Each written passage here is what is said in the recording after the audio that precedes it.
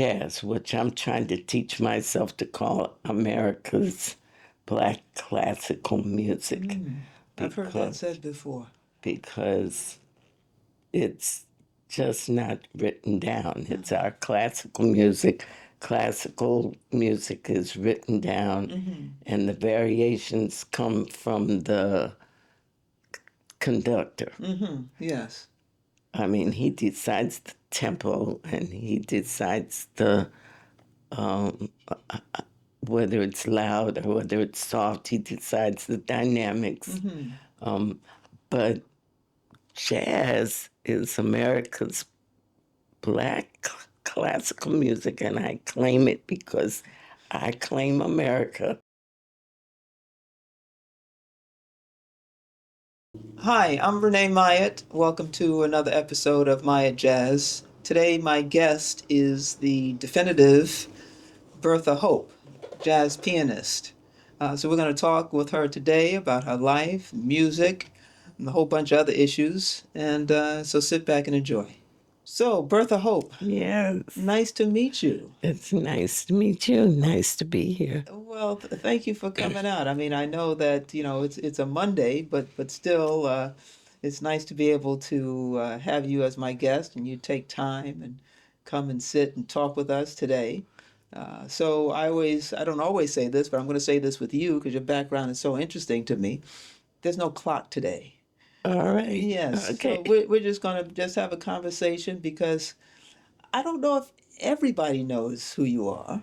And so I wanted the audience to know exactly who Bertha Hope is. So Okay. that's why I That's really, wonderful. yeah, that's why I wanted you on the show. I actually saw you at, this is some months back now, at Flushing Town Hall, and Uh-huh. you had performed there, and Yes. you were talking with actually my neighbor, Dottie Taylor, Oh, the yes. flautist. Yeah. Oh, right. Yes. I think the last time I saw her was at that Flushing Town Hall. performance. Yeah, Right. yeah.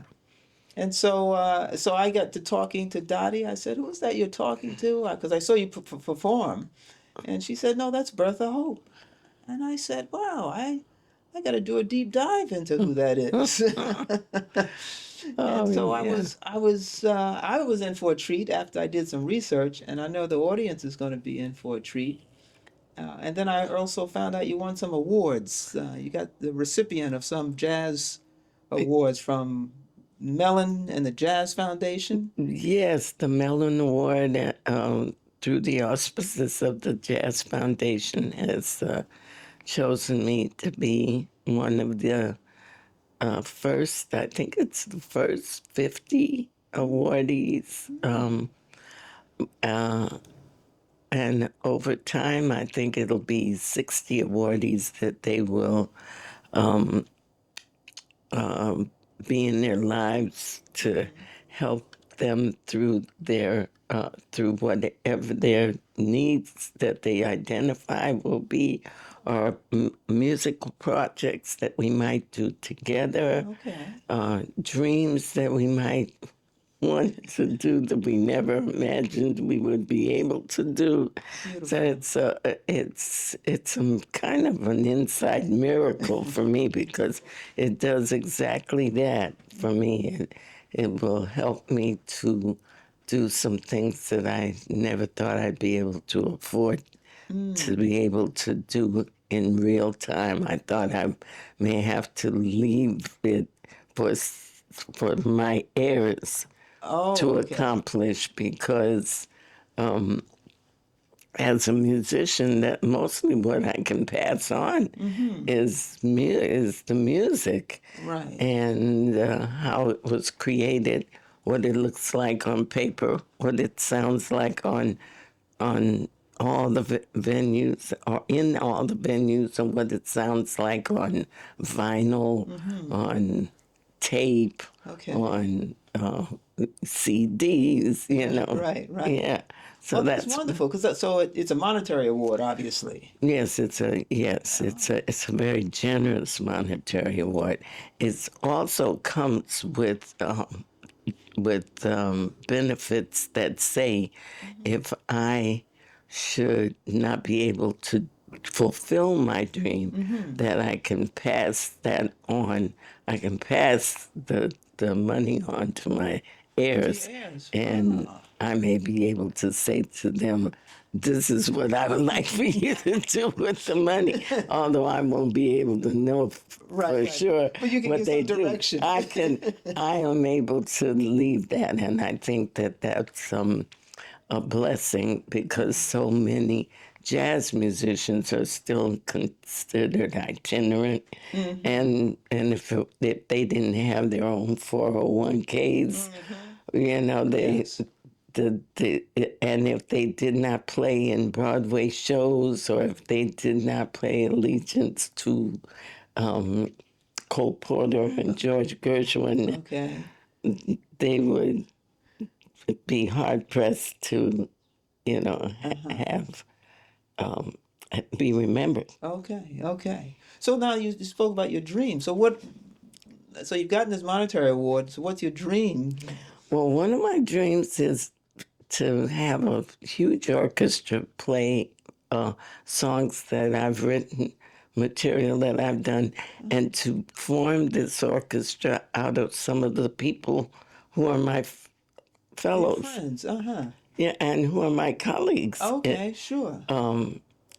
who have also gotten the award. Oh. That's Okay. one of the things I'd like to do. Another one of the things I'd like to do is to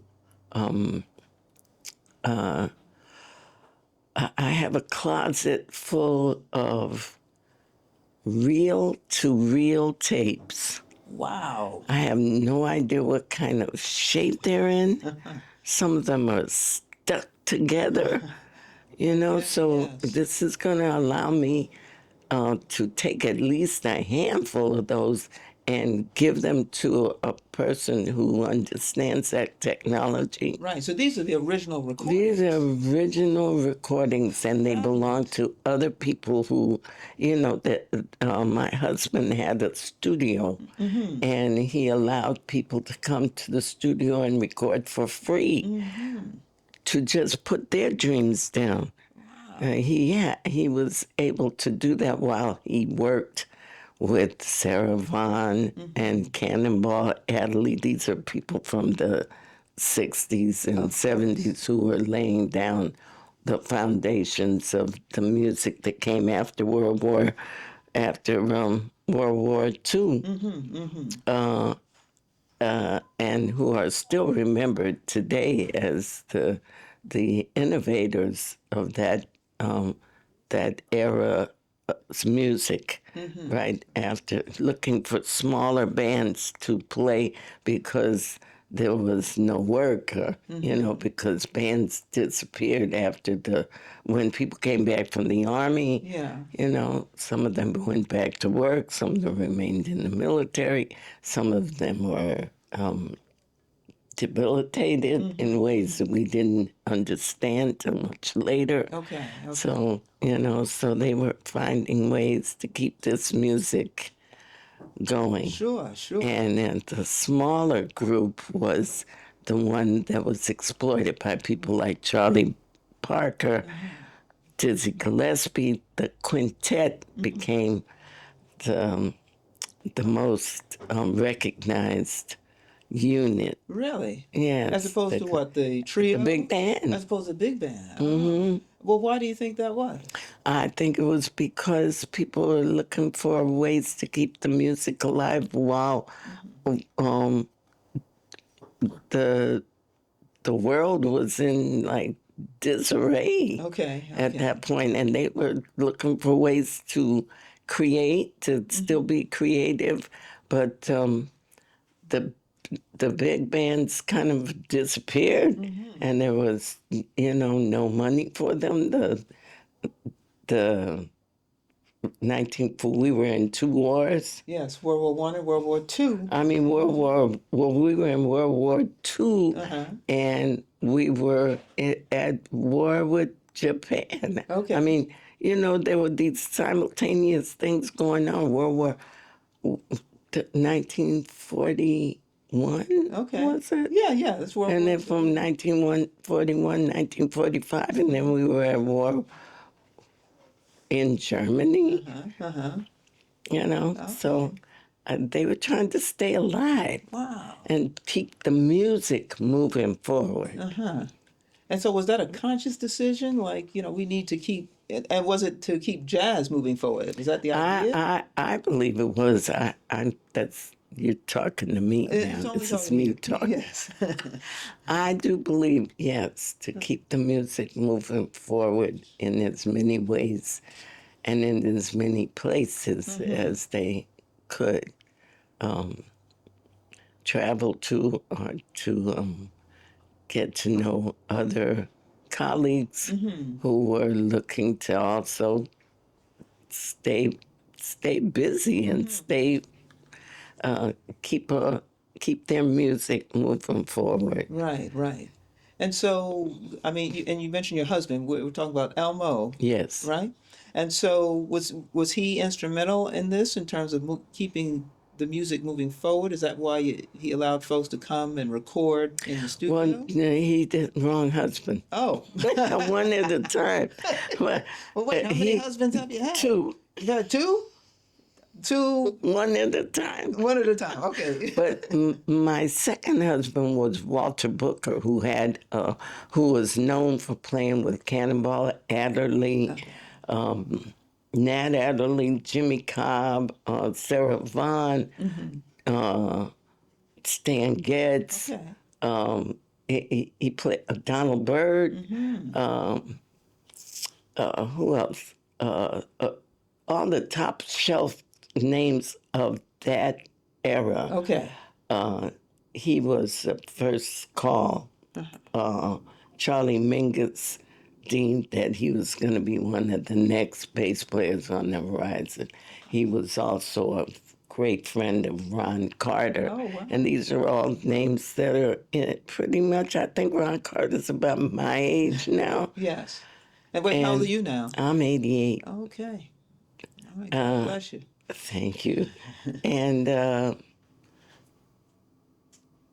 Walter Booker was 3 years older than me. Okay. Okay. And Yeah, he played so- bass. And he played bass. Okay. Right. So he gave people an opportunity in a studio that was much more expansive to just come in and deal with these reel-to-reel tapes and lay their music down free of charge because he was working at a time and had a big heart. Yes. And he was able, his words were, he wanted to give them the same opportunity the Beatles had Really? to just come into a studio and have enough money to turn on the tape and stay day, night, wake up if you want to, go back to sleep, turn the tape back on until you got onto that reel, your dream. And so how's that funded? I mean, Well, that's what I'm hoping I'll be able to fund some of it, at least get it started.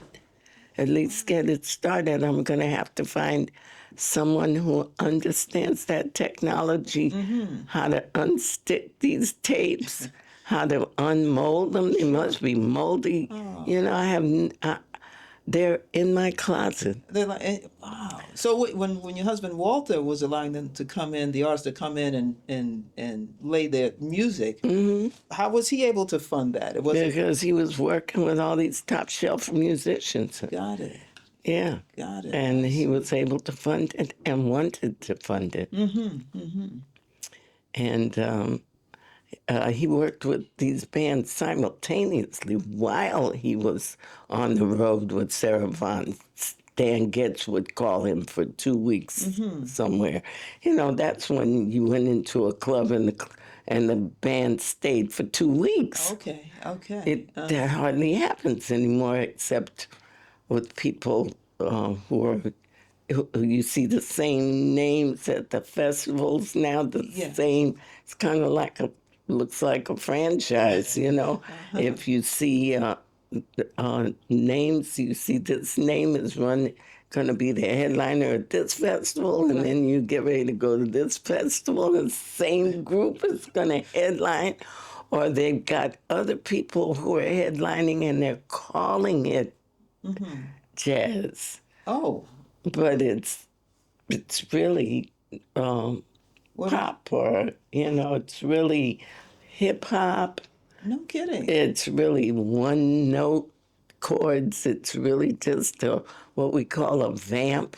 And you just stay on one note and play everything you know on one note. This is Bertha Hope talking. We know it is. We know it is definitely your perspective. So, but Definitely I'm my curious now. You said perspective. so. In days gone by, they would jazz musicians were booked at a club for 2 weeks. Let's say that was their gig for a two Yeah, week stretch, right. and that was done at the clubs. Yes, And yeah. so now it's different. Now it's like you just booked maybe once. It's kind of a one off, Right, right? sort of. So Yeah, or why do you one or two. one or two? So why do you think it changed? Went from You two know, weeks to this limited run. because jazz is the hardest sell in America, nowhere else. It's not a hard sell globally. We transport this music is wildly Internationally, popular yeah, yeah, yeah. everywhere else except here. It's a hard sell in this country. I mean, now tourists help to be tourists from all over the world are in the nightclubs in New York, Yes. and probably in California too. Um, you hardly see people who live here In the in clubs. those clubs, and you hardly see people of color in the clubs. They're tourists. So you go to there's six major rooms Okay. Here in New here York. in New York. What are they? They're Smoke, Okay. Mesro, Birdland might be in there. Um, Is Dizzy's in there? Dizzy's Club Coca-Cola. I still call it Club Coca-Cola. They call it Dizzy's now. Yeah. Uh-huh. And one of them is owned by the same person, Smalls, Okay. Uh-huh. and the Village Vanguard. Okay. Those are the Six. major kind That's of the the major. majors, considered the major room. I see. Take a look at who's in there, and the percentages never change in terms of population. 10% of the population might be us. Might be, when I say us, I mean black people. Sure, sure. Uh-huh. And the rest are tourists from all over the world. They come here and they support the music. So why do you think we're not Black Americans, African Americans are not Well, supporting because the music? because we haven't faced the biggest question in this country, which is why is the music here in the first place? Who brought it? What did it stand for? What did it mean? Who created it? Why? Why haven't jazz musicians been represented well by the unions? Why is this music just considered indigenous music? I mean, who, what did our condition, what did slavery have to do with the music and coding? Being able to send messages with the blues, Yes. send messages with these instruments, with the tambourine, with the kazoo. Yes. Right. But isn't there some history that says that blacks created jazz? They did well. Okay. I mean, the millions of varieties of rhythms, and the idea that your heartbeat is the first thing that you hear before you're even born. Your connection is to the heart. Yes. And that's the beat. That's the beat, yes. That's the beat that gave birth to the blues, and the blues is what gave birth to what we call jazz, which I'm trying to teach myself to call America's black classical music, I've heard that because said before. because it's just not written down. It's our classical music. Classical music is written down, and the variations come from the conductor. Yes. I mean, he decides the tempo and he decides the whether it's loud or whether it's soft. He decides the dynamics. But jazz is America's black classical music, and I claim it because I claim America. Okay. I belong here. Yes. I didn't ask to come here. I didn't come as an immigrant. I didn't come to get a green card. I was brought here. Right. And I claim it because I fought for it. My blood is in this country. My grandfather's blood, it's in my great-grandfather's blood. And all of those people who died in the Middle Passage, their blood is part of my blood. So, I think you're 100% right about that. So you sound like you have a wealth of knowledge, not just about jazz, but it sounds like about other things. So because you've got 88 years here on the earth, I wanted to explore a little bit now about your background. So because you speak so eloquently about jazz and jazz being the kind of America's black classical music.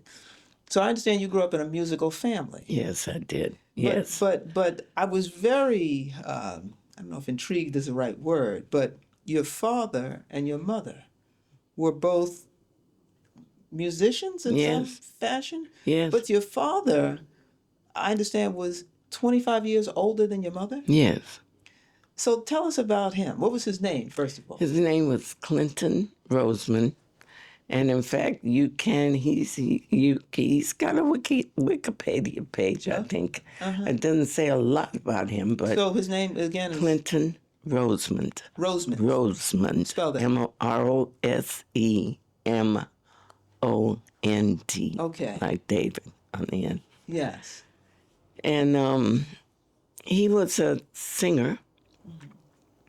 He had a voice that was between Paul Robeson and Roland Hayes. He was a baritone. Okay. And he sang in a quartet, a quartet of singers called, I think their name was the Royal Southern Syncopated Singers. And they traveled all over the globe. Oh. They traveled over empire because he traveled from 1915 to 1929 Well, wait. When was your father born? in 1882. 1882. 1882. Okay. So his mother was born a slave, Yes. enslaved, I should say. Yes. Right. Right. And my grandfather they were in slavery. I mean, they lived, my father's family was what they called dirt poor. And around Arkansas and Southern Carolina, South Carolina. South Carolina. Okay. Right. And they must have lived on a farm or tenant or sharecropped. So your father then traveled. And my father, yeah, but before that, as a teenager, he defended his mother's right to the circuit rider, the CC rider, the insurance broker.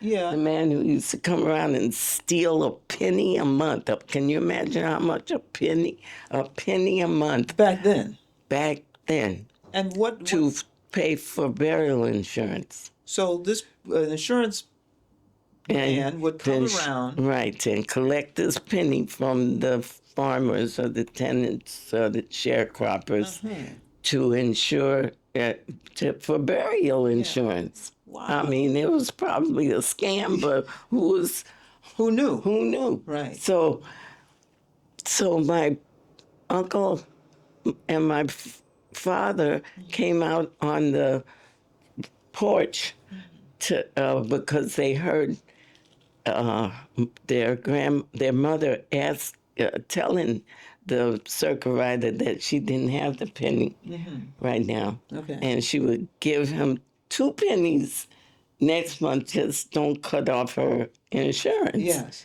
And that she couldn't, she couldn't do anything more about it. Her husband was off building a church or something. Wherever he was, she couldn't get word to him. Right. So she had to stay. Right. And please just don't cut off the insurance. Right. So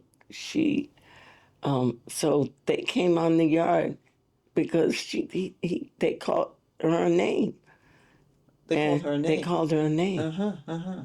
And my father and my uncle heard it and came out and said, "You do not call my mother that.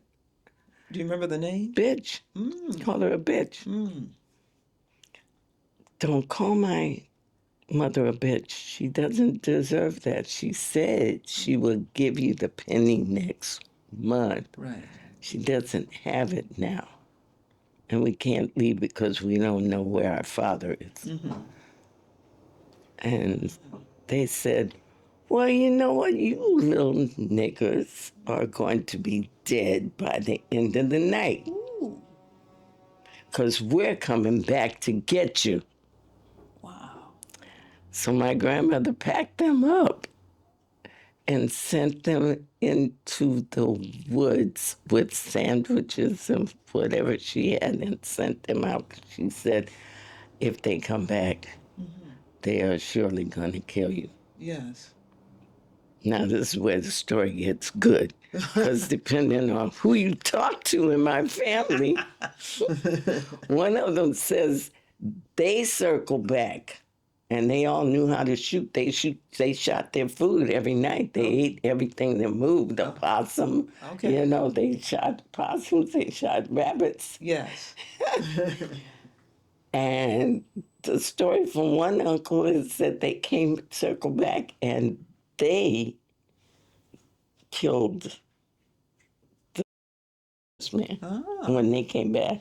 2 of them came back. That's the story I prefer. Okay. The other story is that she put them out in the woods and that they were separated. They got separated in the woods. And my father joined the military and became a horse soldier in the 10th Cavalry, which is the story that Lena Horne's son wrote about cavalry. What's her name? Jones is her last name. I don't remember her first name. But she wrote a very good book about the 9th and 10th Cavalry, how they were all black. I see. And how they had to go rescue Teddy Roosevelt in Cuba. Is that right? Yeah, they rescued him, the black battalion. And so your father joined the cavalry. The cavalry, right. Yeah. And then he discovered that he had this voice. And he sang in the barracks. And of someone who knew that last name was very unusual. What was the last name? Rosemond. Oh, Rosemond. I see. Yeah. Who was in the army with him. Okay. Said, one of my neighbors in California has that same last name. Do you mind if I write her and tell her that I know somebody with that same last name? You could be related. And so my father said, well, I've been looking for my mother. Yeah, it could be. Please write her. So this soldier wrote, and it turned out to be my father's mother. Wow. Look at that. Yeah, so it's really an interesting story. And at that time, so wait, your mother was, your grandmother, meaning your father's mother, was Was she in California? Yes, when people started to leave, they went west People started to leave where? to the south. They leave the South. They went. Oh, they came out west. They went west when other people were going north. Yes. Up to factory jobs Yes. or whatever they could find, or if they had relatives who had already gone north, like to Chicago and Boston. Yeah. You know, they went west. Interesting. Yeah, I have no idea. That's a story I would love to know who they went with. Was there a caravan of people that went west? Did they hear about gold in the west? Why west? Yeah, why west? Why did they go west? And I think that there was a Homestead Act, Oh, sure. Yes. and I think they were able to just put down stakes because they had a house. They built a house on a little piece of land that had fruit trees on it. That was the thing, that if you bought a house in California, it would have food on it. So even back then, in terms of the Homestead Act, I mean, this is 19. I don't even know what year. 19, was it in the early 20s? Yeah. So don't blacks know. could actually take part in that. You know, I don't know. I think Something they we could. should- we I should look didn't that think up. that. Yeah, we should to see Yeah. were they covered by the Homestead Right, Act, because- or was that for white people? Because I had a white girl say, "Your parents did not. They didn't homestead. Where did you get that idea?" I had a white girl tell me that on a history Really? program in the high school. Yeah, we're gonna- Your parents weren't part of any Homestead Act.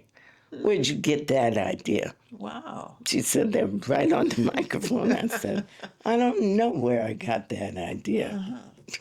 I really don't. Well, we're gonna look up. We're gonna look Yeah, that up. yeah, and I'm way past due for having looked that up. Yeah. Yeah. And so, all right. So your grandmother is in California. So your father now leaves, I guess, 10th Cavalry, whatever his mission in is over, and does he come to California? Yeah. Uh-huh. He came to California, and he met my mother on the ship going over. That when he came back to put together, he was the stage manager for a group that was gonna perform, and so he met my mother on one of those trips that he made back and forth. Remember, his home base was Empire, wherever the British flag flew. Oh. From 1915 to 1929. He was all over Europe, everywhere. Performing. His passport is like that, a long leather passport Wow. with all the entrances in Do calligraphy. you still have that? My brother has it. Wow, fabulous. And they got all these gifts. If they didn't get money, they got gold watches. And one of the watches is worth $50,000 today. It was appraised Is that still by in the my family? brother. My brother Wonderful. has it. And diamond rings and just all sorts of gifts. And they would do command performances wherever the British flag flew. So he moved back and forth. So he met my mother on the ship on one of those trips. Wow. And so where was your mother headed? She was headed to perform. Oh. And so I heard that she was in Showboat. Is that it? Is that? She was a cotton. She danced in the cotton club. She was what they call a pony.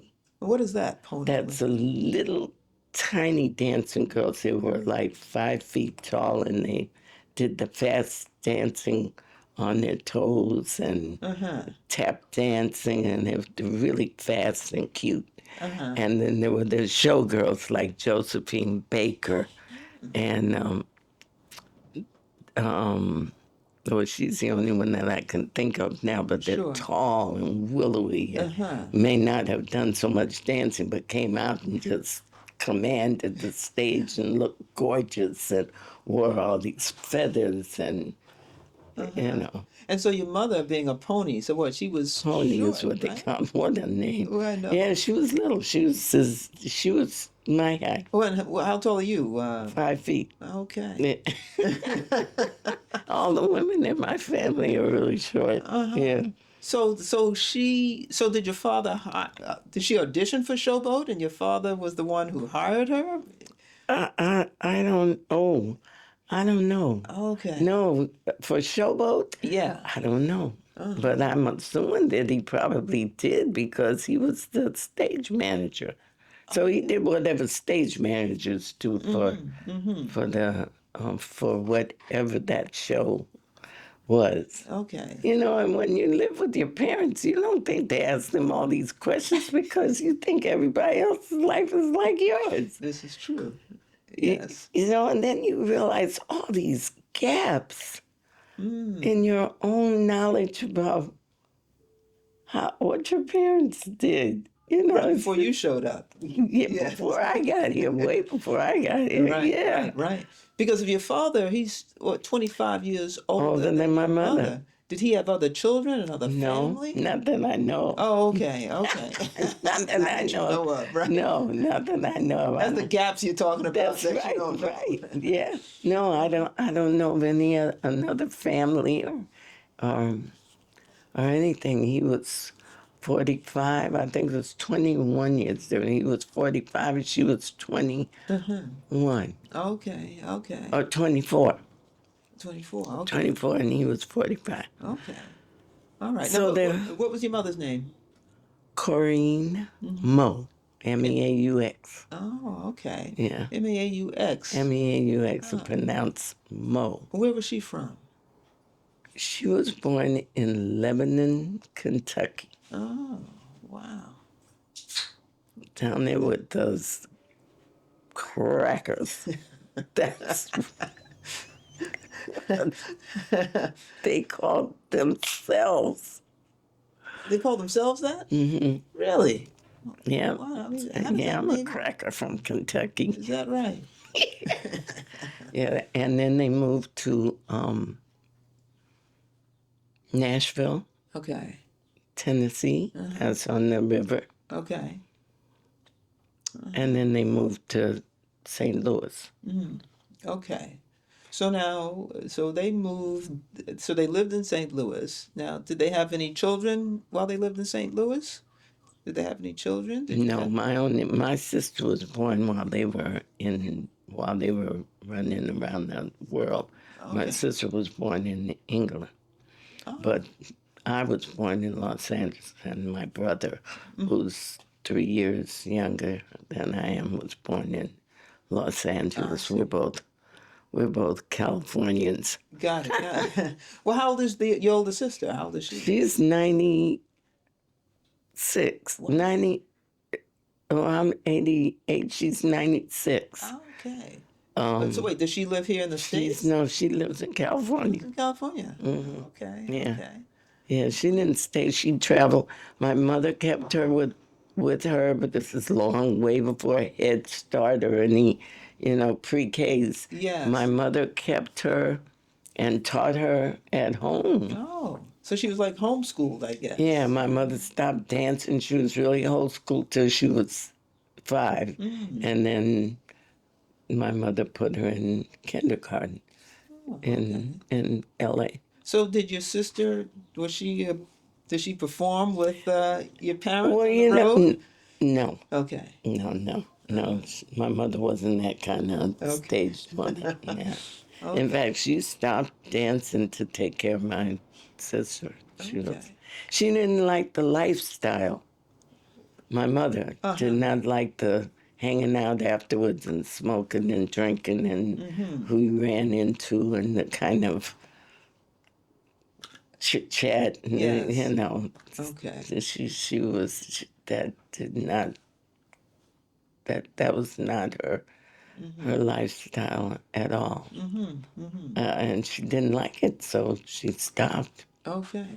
And she was a dancer for And what she really wanted to do, her dream was to go back to St. Louis and open up a dance school in the black community. And that open up a school so that young girls could learn And this is how to ballet? dance. Modern, Yeah, modern ballet. dance? Ballet. I don't know if they Probably call it didn't have it modern modern. dance Yeah, they probably yet. didn't. Yeah. Right. But certainly ballet. Yeah, ballet. Yeah, Wonderful. because she was on her toes. Yes, yes. Yeah. So that was her dream to do that. But she didn't get a chance to do Yeah, that. she I didn't imagine. get a chance. Yeah. Okay. All these unfulfilled dreams, you know. Well, yeah, I could see that, but it sounds like, I mean, But some she of the was dreams. a mother. She enjoyed being a mother. I'm assuming she enjoyed being a mother because my sister seemed like she had fun. Like, she, Okay. you know, All right. and she's still alive. She's still alive That's at 96. Wow. in California. Right.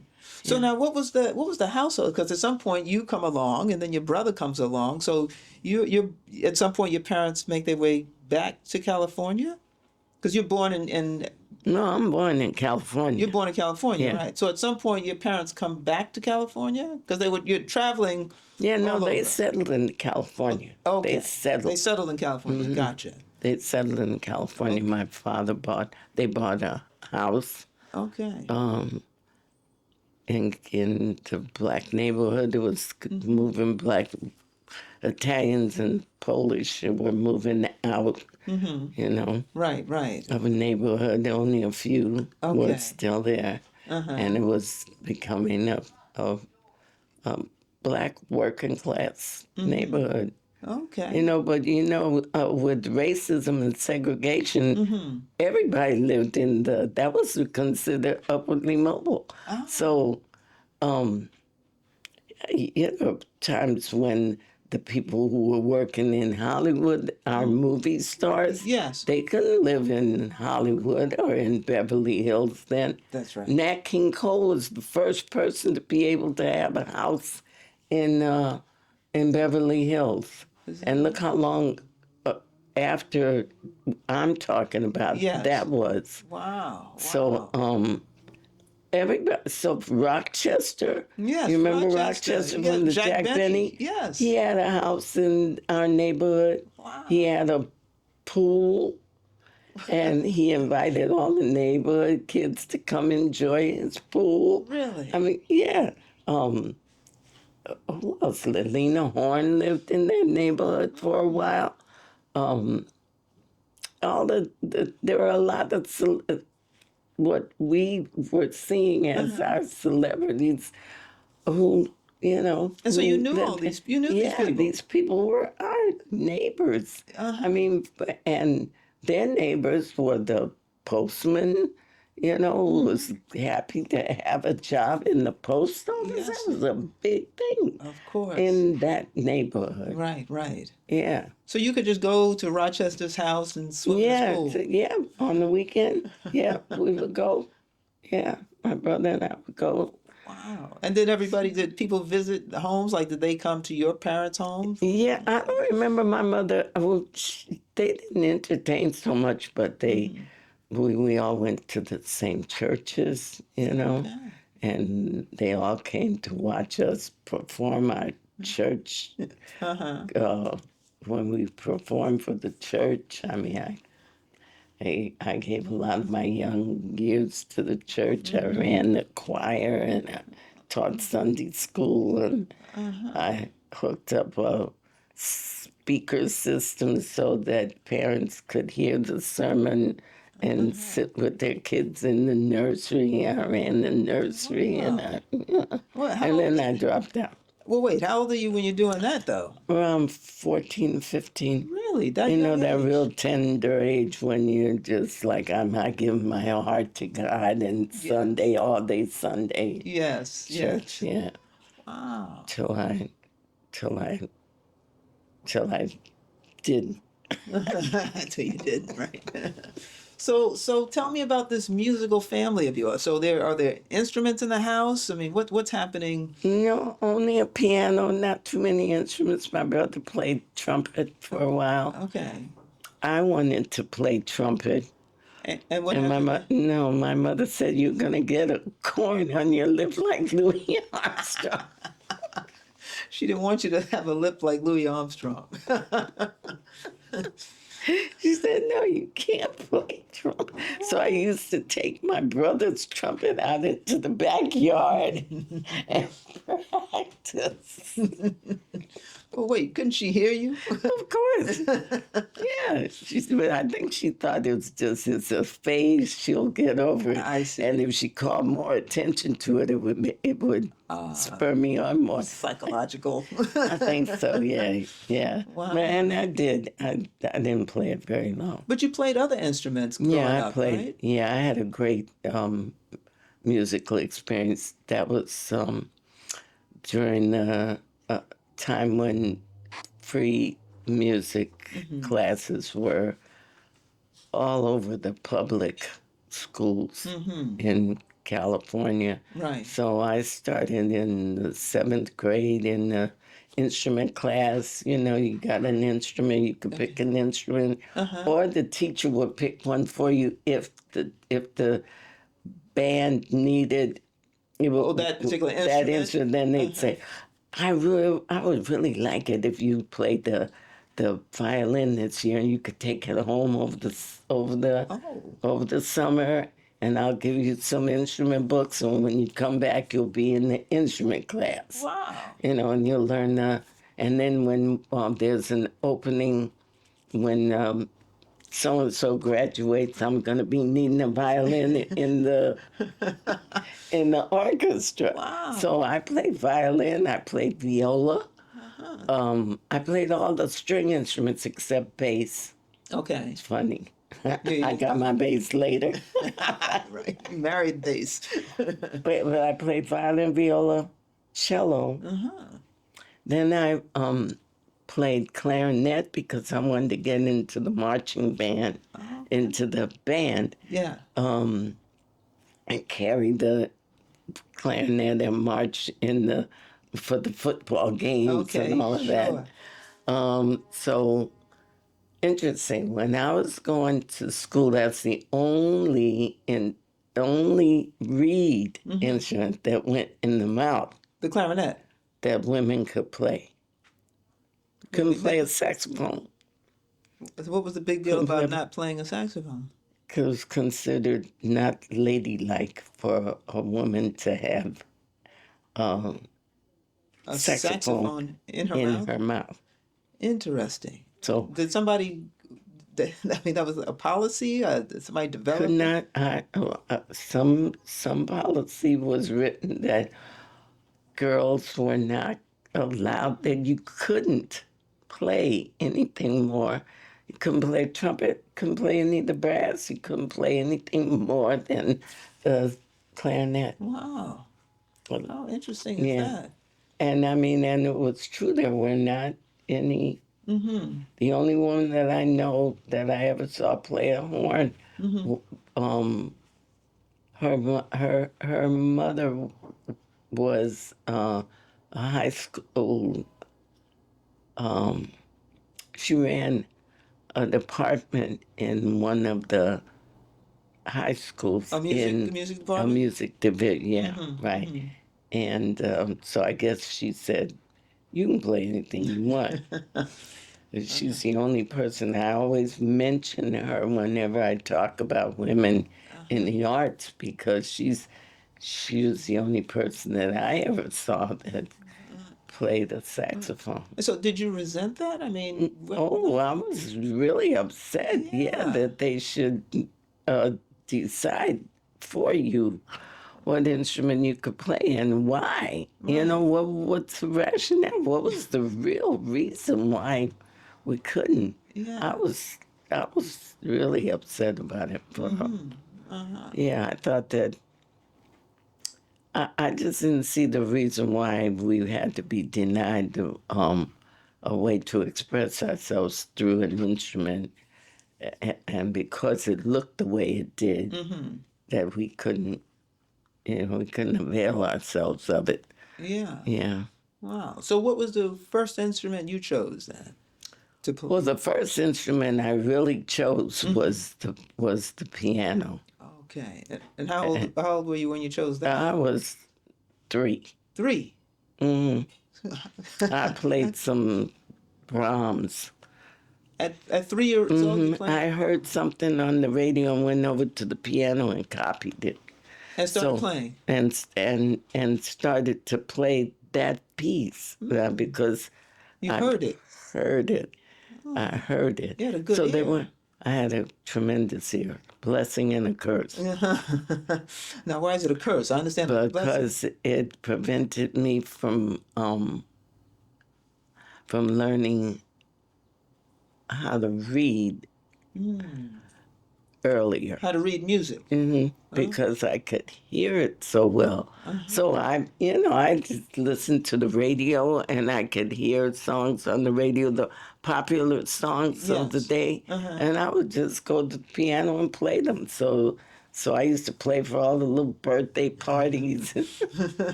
So, what, Oh, invite Bertha. She's gonna play for our party, aren't you, Bertha?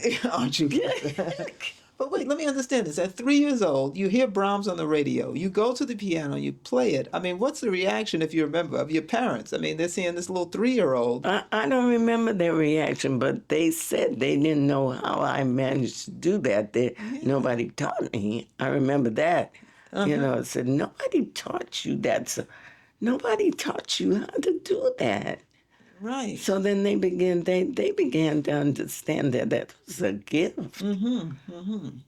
Now, the other thing that's interesting is that, like you say, in school, when I guess, music teacher gave you an instrument and said you could take it home for the summer. I mean, were people self-taught? Were they teaching themselves? Because No, school wasn't in, was it? No, it was during the summer, but he gave you a book. The teacher would give you the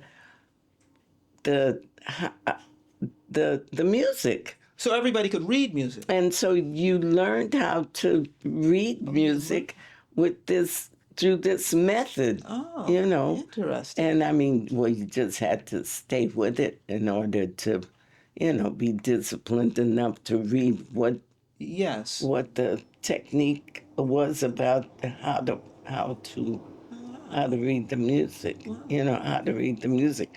I didn't know anything about the clarinet when I took it home for real. I just played whatever I thought I could play. It was when we went back to school that I got into the class Ah, that's really taught me how to play the instrument yes. enough to be able to be able to get into the instrument class. So that's Wow. Now, did your siblings, did they play any instruments growing up? they play. I don't remember. My sister didn't play. She mostly got involved in singing. My brother played trumpet. Okay. Oh, right, because you would take his trumpet out into Yeah, in the the backyard. backyard. Yeah, but he didn't. Oh, he didn't stick with it? No, I see. no, he didn't stick with it. Okay. He didn't stick with it. I was the only one that really decided. So did your parents encourage you? Yes, very encouraging. I didn't. They were not discouraging at all. Not at all. And that was the blessing part that Right. I didn't have to fight to play because I'm sure. I mean, there are so many kids that I talk to, adults that I talk to now who were when they were kids said that they wanted to play the piano and they wished they had kept up the lessons, or people wanted to take lessons and their parents told them that they couldn't afford it. I see. Right. Yeah, and that does happen, right? Yeah, yes, And yes. so when you were in school, though, was there a particular like music teacher or someone that was really I don't know, encouraging and maybe even a role model? I don't Yeah, know. Uh-huh. yes, there was, yeah. Um, in the 7th grade, there was a teacher who was uh, he just seemed to enjoy it so much himself that he passed on that kind of joy to the students. Yeah. And you could see he had that. There's some people who are really meant to be teachers. They've gone through all the process of being teachers. Yes. But then there's that extra thing that, you see they enjoy They have this like energy doing it. And they have a different, and Yeah. it permeates. Yes, yes. Yeah, I remember him. And then there was another teacher who used to come early and open up the band room. This is in the 7th grade. This is junior high school. Wait, this is junior high school. Is it James Forshray? Fauché Junior High Yes, School. yes. Right. He used to come and open that door an hour before homeroom. Oops. Yeah, you can just pull that up to you. Yeah. An hour before homeroom, which is where you gather before Okay. your classes start. Okay. That's the old 6-3-3 system, 6th grade, kindergarten to 6th grade, then 6 to 9, and then 9 to 12. Oh, okay. Because now the divisions are different. Yeah. Can't All right, so this is remember. junior high school. Junior high, he would open that door an hour early for kids to come into the instrument class, which was in the basement, and so that they could practice, or so that they could get reads. He used to have Oh, yeah. reads for the kids, Yes, and yes. Now, was this a just- black teacher? yes. It was a black school? black school, black teacher at the kindergarten end, and a black teacher at the 6th grade end, Okay. who were sisters. Is that right? But he was an Italian. Nancy was his name, yeah, but you could see he really did love what he did. But it was interesting, at both ends of the school districts, there were these, their brother was the local doctor, the local, I guess he would be your PCP today, the general practitioner. Yes. And my mother said, "Oh my God, this man is going to kill us one day.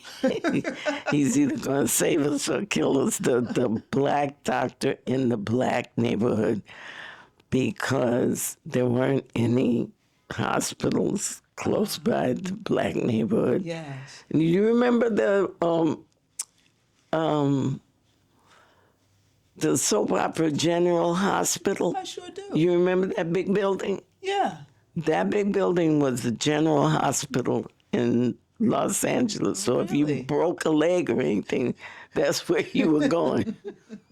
Because there were no hospitals in the black community. Oh, okay. Wow. And the teachers were dedicated. They told the teacher, the 6th grade teacher, had a ruler that she used to do, make it that sound.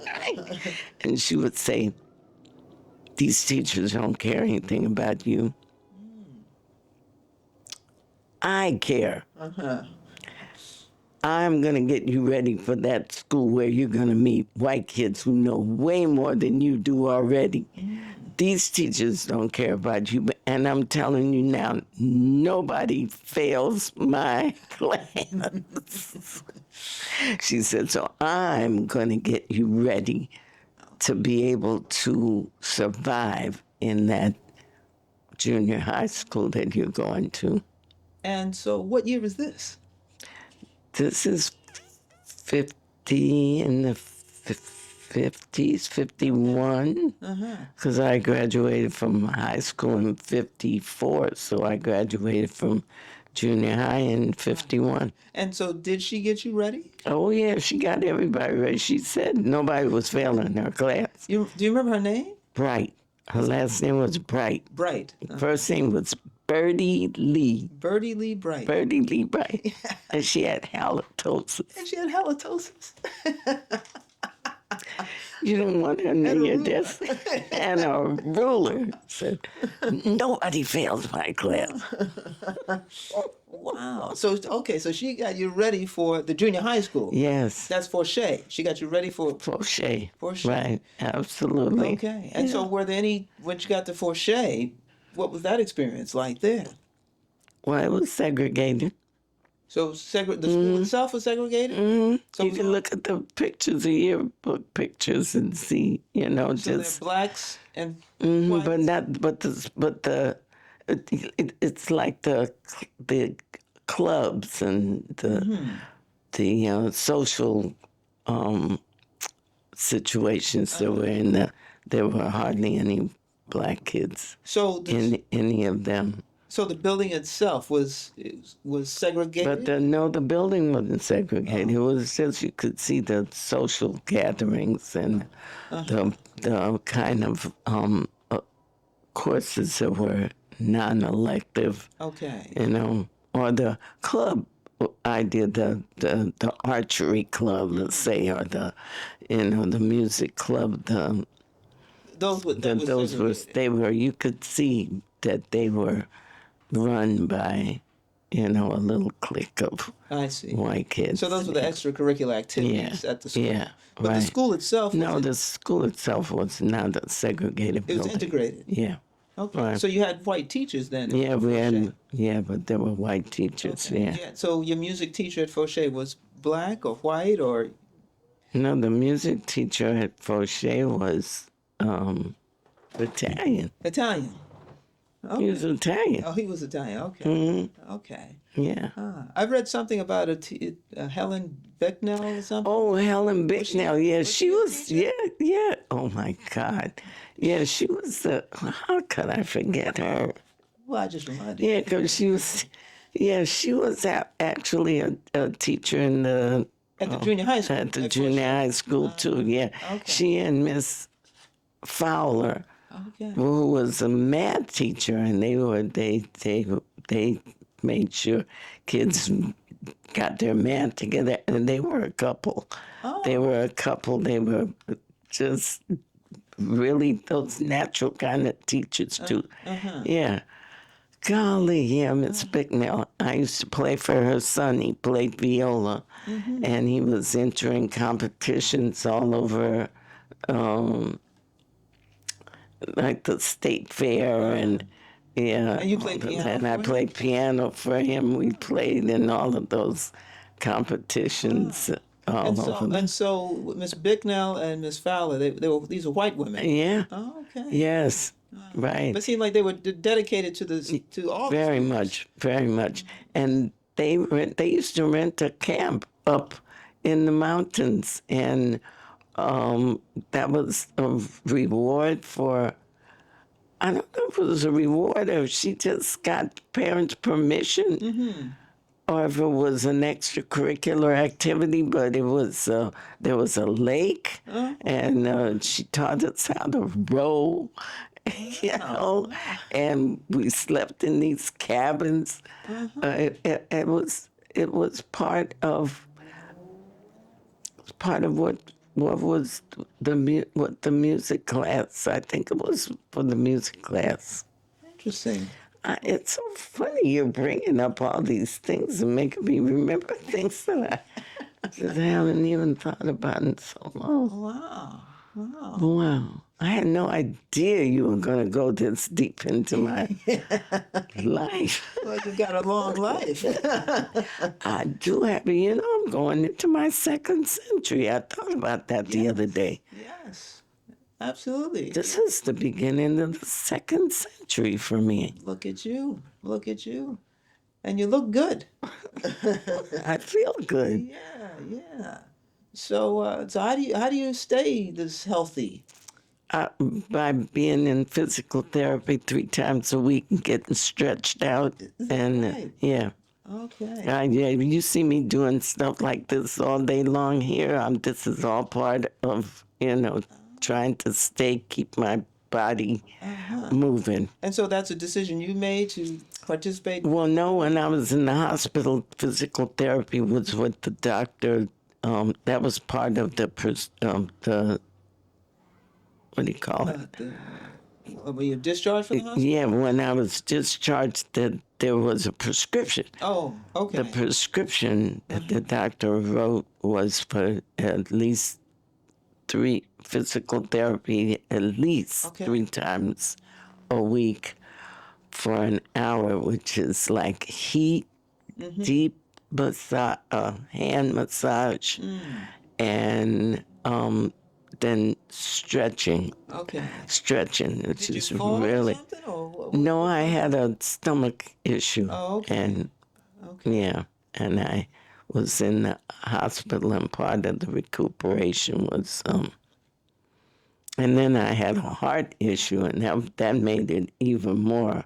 That's scary. Yeah, very scary. But that's what I'm doing now because I'm a heart patient. It's like everything I'm doing is to save my heart, you know? Whew.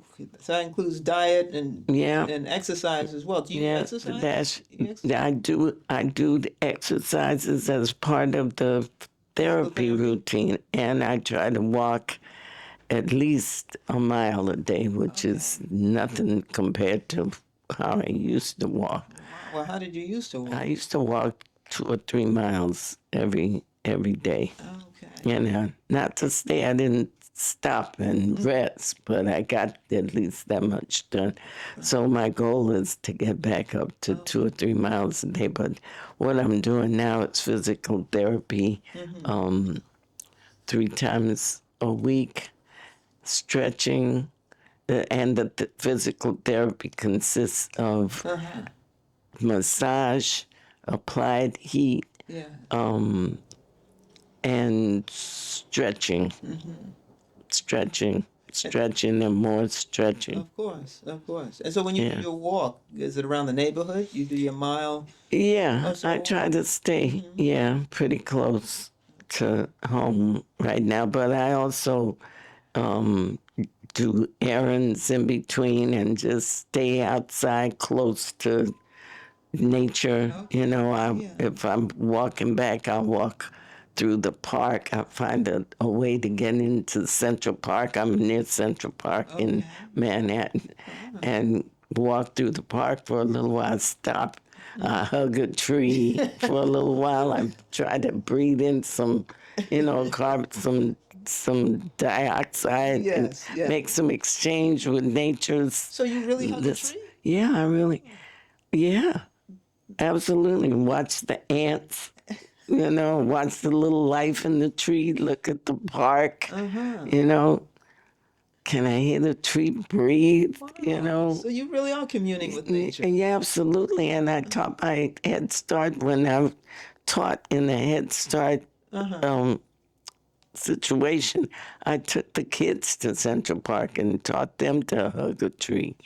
Okay, we're going to get into that. We're definitely going to get into I that. taught them to, and to pretend to take a deep breath, take a deep breath underneath the leaf, look up, what do you see? How does the tree look when you look up at it? All right, so let's go back in time a little bit then. So now you graduated junior high, you've gone to high school, right? So you go from junior high to high school. Yeah. Right? Where'd you go to high school? I went to Manual Arts High School. Okay, and that's in That's in California. We're still in Los Angeles? We're in Los Angeles. Okay. Yeah. All right. And so anything memorable about high school? No, it was just I had a great experience in high school. I wasn't the best student, but I was diligent toward the end, but in the beginning, I was sort of like giddy, and I had a great high school experience. It was fine. It was. It was not the best high school in the city to get into. Now there were 2 or 3 that had better pedigree, Oh, in you terms of know, music, in terms of academics. academics. Oh, Yeah, in okay, order to okay. get into UCLA or, which was a better school than, way better, had way better rating than USC, which was the, Really? oh, yeah, Oh, yeah, yeah. wow. It was known to be a better school academically. Okay. And it's ironic. I could walk to USC and not be able to afford that tuition, and it was like if you go back now, you'll see it's like a cathedral, Yes. and it's got the cathedral look. It's got cathedral windows. It's unbelievable. But I had to take 3 buses and a train to get to USC. My sister went to USC. $6.50 tuition. $6.50. And this was, so this must have been what, 19? Well, let me see. She's 8 years older than I am, so she went to college in it was the 50s, 50s. yeah, Yeah, yeah. And so, all right, so she went to USC. Where did you go to college? I went to City College City College in Los in Angeles. Los Angeles because they had the best music program. Ah, look at that. Okay, all right. Right, so I went to school with like Eric Dolphy and Dave, but there was I don't know if he went to the school, but I formed one of my first bands with a vibe player. A vibraphonist? Vibraphone. His name was Dave Pike. And Eric Dolphy and I went to school together. Eric was responsible for me meeting Max Roach and No, I can't Clifford imagine even how that Brown. was meeting Max Roach. I mean, you're like a you're like a kid, right? And then you're in Yeah, college, I'm what 17, 18 17, maybe? 17. Yeah, meeting Max Max Roach, Roach. Clifford Brown, the trumpet Sure, player. sure. Who else And did how are I? you meeting them? I mean, are you That he playing went. gigs or He something? his no. He had a studio in his mother's Who, house. Max Roach? Eric. Oh, Eric. Eric Dolphy. Yeah. Oh, he had a studio in his mother's house. And And we were neighbors. We were neighbors. We were like 2 blocks apart. And his parents knew my parents. We went to the same church. okay. They were friendly. And so Eric would have Max Roach at his house? Yeah, And practicing. Clifford Brown? And Clifford Brown. And George Morrow was the bass player. Harold Land was the saxophonist.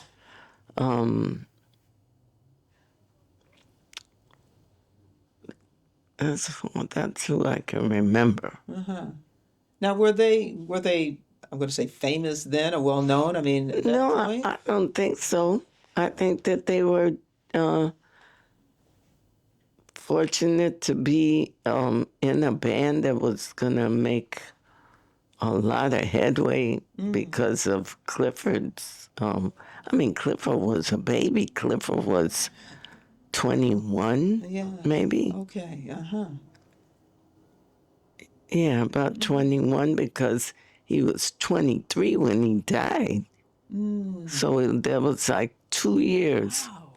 in there. What a short period of time. Yeah, very, very short that he made this magnificent. He created a lot of music though He in that created a short time. lot of music, and he created a style that went back to a different school of thinking about the trumpet than Miles Davis or Dizzy Gillespie. What do you mean? He went back to Fats Navarro, Okay. Tell me about that. When you say he went back to Fats. his sound, and where he derived his inspiration for this big, fat, round sound without a mute, which is the direction that Miles Davis took. Miles Davis didn't want to sound big and brassy like Dizzy Gillespie. He found a way to put a mute in the horn and create his own totally different way of approaching the trumpet. And then Clifford Brown he went back to another source, and his musical ideas and his rhythmic concepts were based on Fats Navarro. Yeah. Look at that. All right. So now you're in City College. Mm-hmm. You graduate? Mm-mm. Okay. No. How far did you go? I did, I think, 2 years before I went on the road. Oh. Now, how'd your folks feel about that? They were okay with it. That was their life. I mean, you know, my mother didn't object. She didn't object. She just felt like it.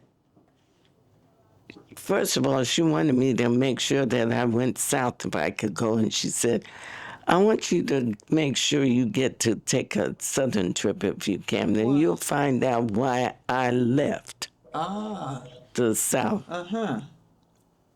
Okay. So did she tell you exactly what she wanted you to experience? No, she just wanted me to experience what it meant to be in the South and be Southern and be subjected to whatever that lifestyle was. And because, you know, my mother came from one of those families that, like, they were all light enough to be black, but not black enough to be but too black to be white, and the women in the family kept on trying to darken the family because, Really? oh yeah, they all married dark men. Every last one of them, And why was that? because they looked white. The women in your family. The women on my mother's On your side mother's of the side. family, from that Kentucky cracker side, Ah. they all looked light, white, long hair. You know, they wanted to darken up there were 5 of them, 5 sisters. Okay. And they all married dark men Interesting. to get darker. To get darker. Because then my grandmother was a product of her mother was raped by the slave master, and she got to live in the big house because of that. Because he put her in the big house because he raped her mother. Got it. Sure. And she looked just like all of her sisters and brothers, but she couldn't do anything they did.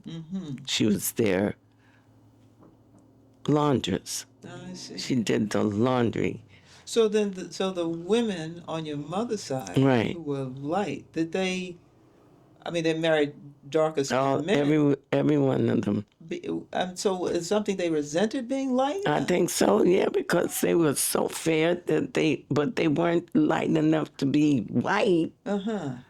Just almost. So, and that was miserable, I guess, for them at that time. Yeah. I think. I just, when you look at the family pictures, it's like, wow. So was your father dark skinned? Chocolate, like you. And my mother looks like those white people. When I went to Kentucky, I did a gig in Lexington, and I looked at all those people around. Everywhere I looked, those people looked like my mother's family. Wow. Wow.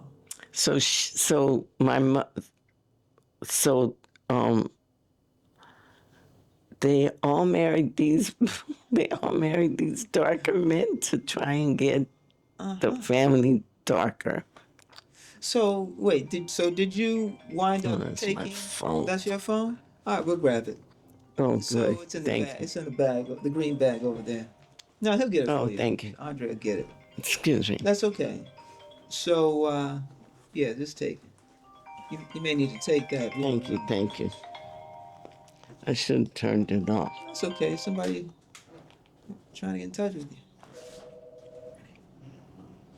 Yeah. You know what we could do? We could just take a break. This way you Oh, can. thank you. Yeah, we can All take right. that. So let's take a break now. So Oh, we'll I've be been back, talking like that. folks. Yes. Hope you're Jeez. enjoying the show. And if you are, please like and subscribe. Welcome back to MyattJazz. We're here today with Bertha Hope, talking about her life and music and a whole bunch of other things. So we're going to pick up where we left off. Hopefully, during the break, you liked and subscribed to the station. So I think before we broke, we were talking about your mother, her side of the family. I think that's where we left off. But I wanted to move along in terms of your. So now you leave college. We're talking about you leave college, and you go on the road.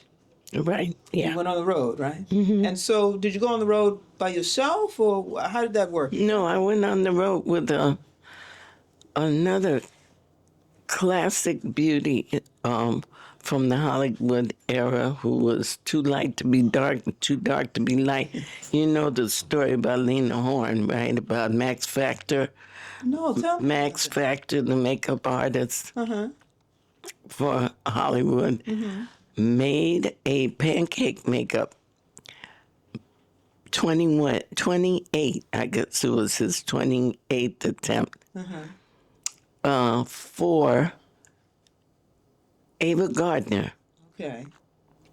to make her dark enough to look black instead of making pancake makeup or letting Lena Horne do the role, who was already the right color. I did hear this. Okay. That's right. Yeah. So this lady, Jenny Lagan, was one of those people. She was a dancer, and Hollywood didn't know what to do with her because she was too light to be dark and too dark to be light.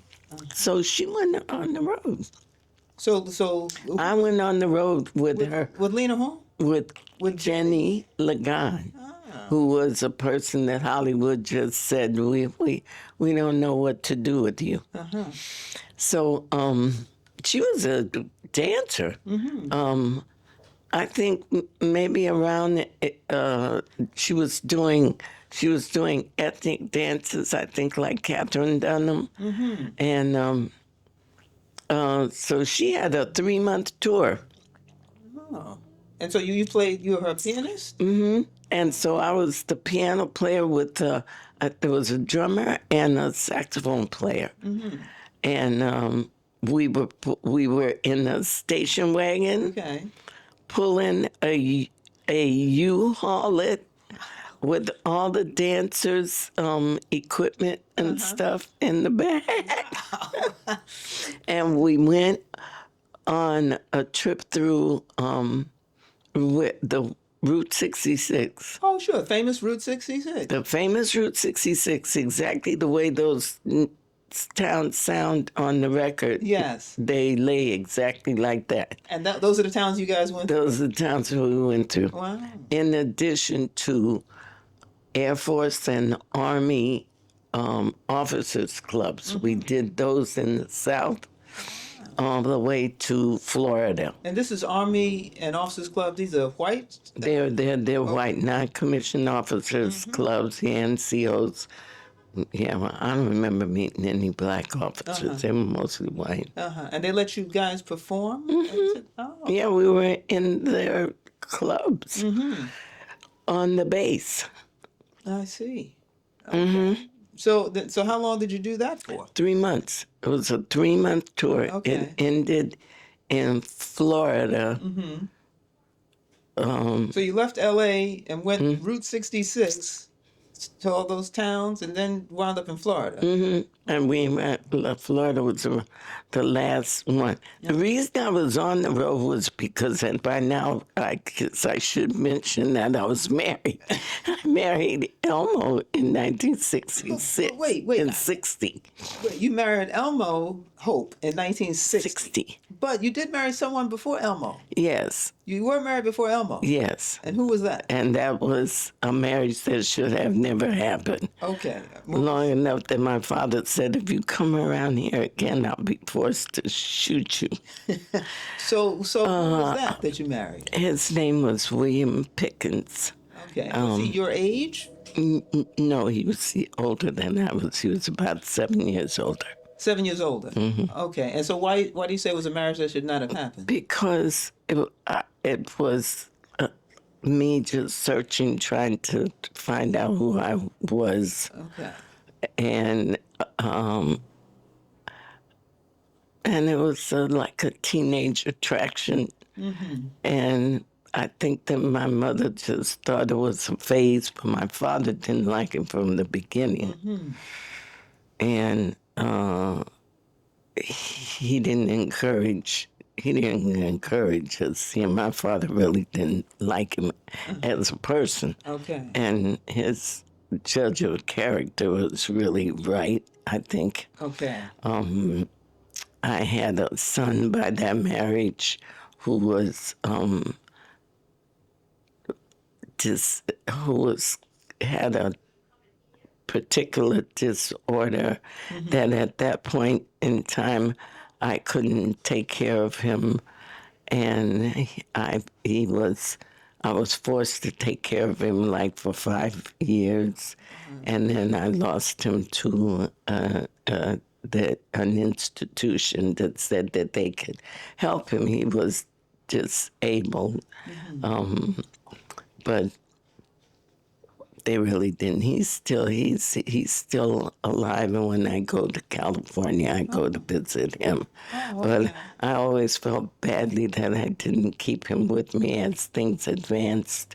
Maybe there would have been ways that I could have helped him more. Sure. But it was in the era of time when people were not being encouraged to keep the disabled with them, Right. So I see. that's one of the things I wish if I could live my life over again. I think I would have changed Differently, yeah. Yeah. So, But I had to face it, and the way I met Elmo was one of 9, and he was so wonderful with that baby. oh, That was kind of like made me look at Elmo in a different way, because he was, as a teenager, shot in the back, running from a situation in the black neighborhood where people were running away from a police action, and he was running with the people who were running away, and the police shot him in the back. oh my goodness. Was he in New York at the time? No, I was in New York. I was in New York. Yeah. Wow. And he survived that. And he survived that, but who knows what kind of pain. It ended up to about 3/4 of an inch from his spine. And it stunted his growth. You could tell he should have been a taller person. He was the shortest person in a family of 9. And so, who knows what happened to him and why. Right. He got shot in the back. They took it to court.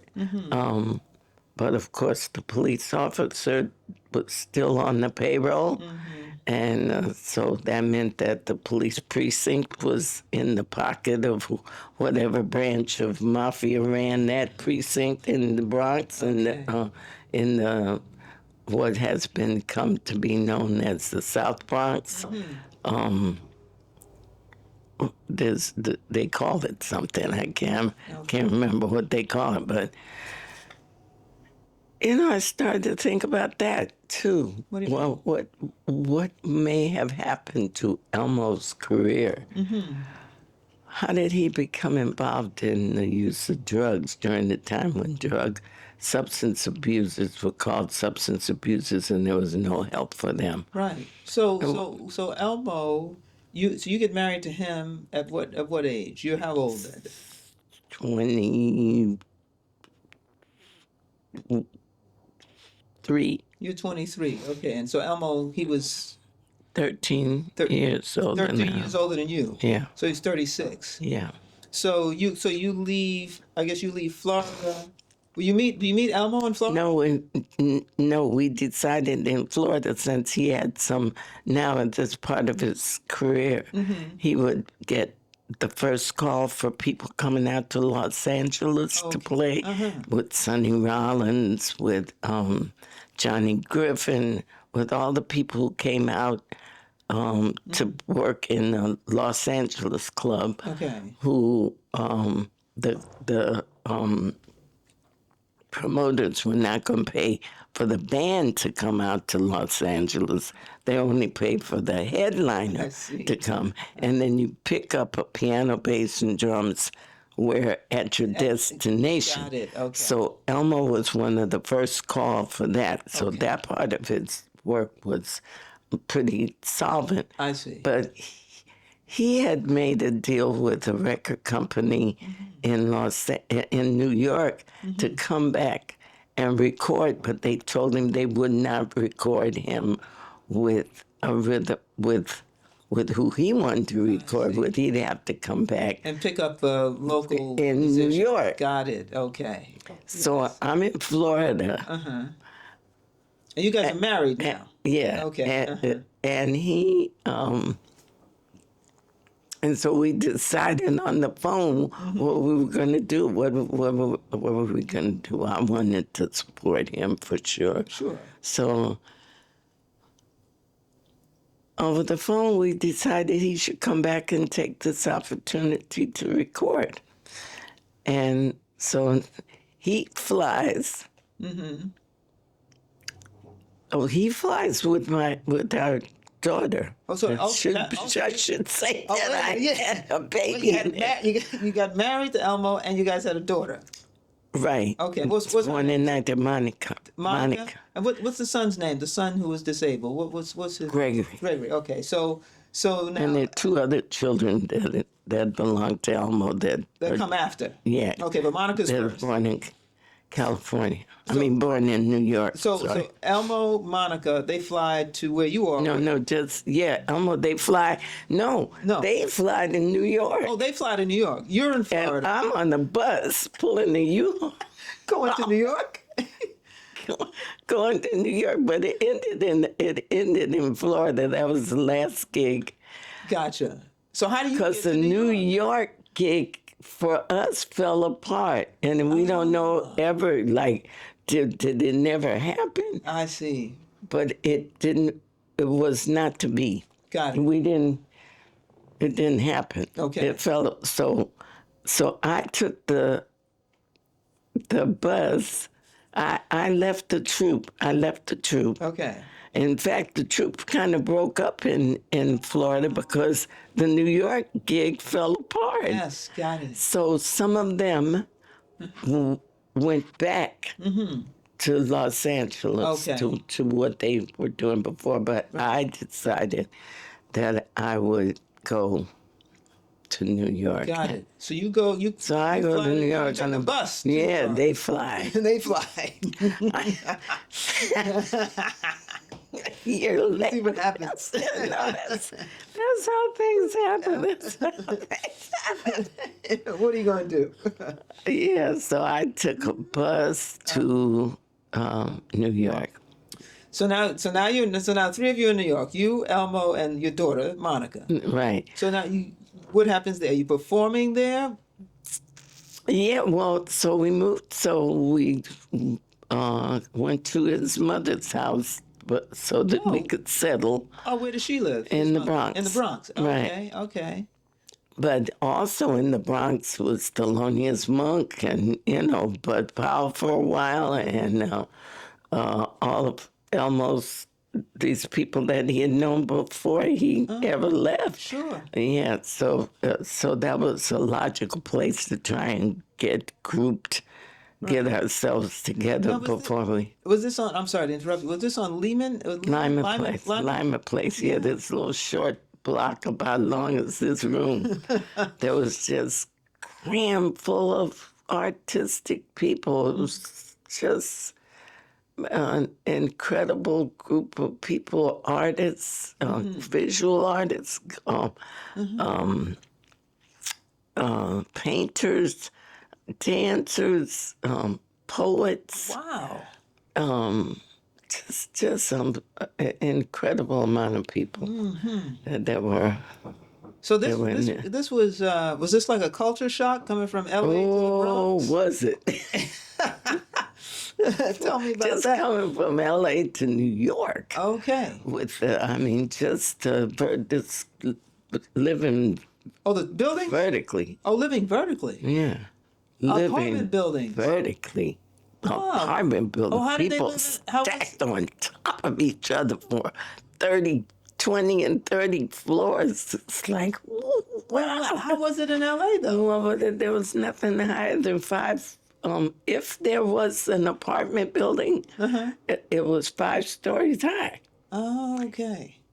Even in Compton and Watts and places where, with the black neighborhood. I call it a neighborhood. Everybody else wants to call it a ghetto, Yes. but it's your hood. Yes, It's yes. your neighborhood. You want to.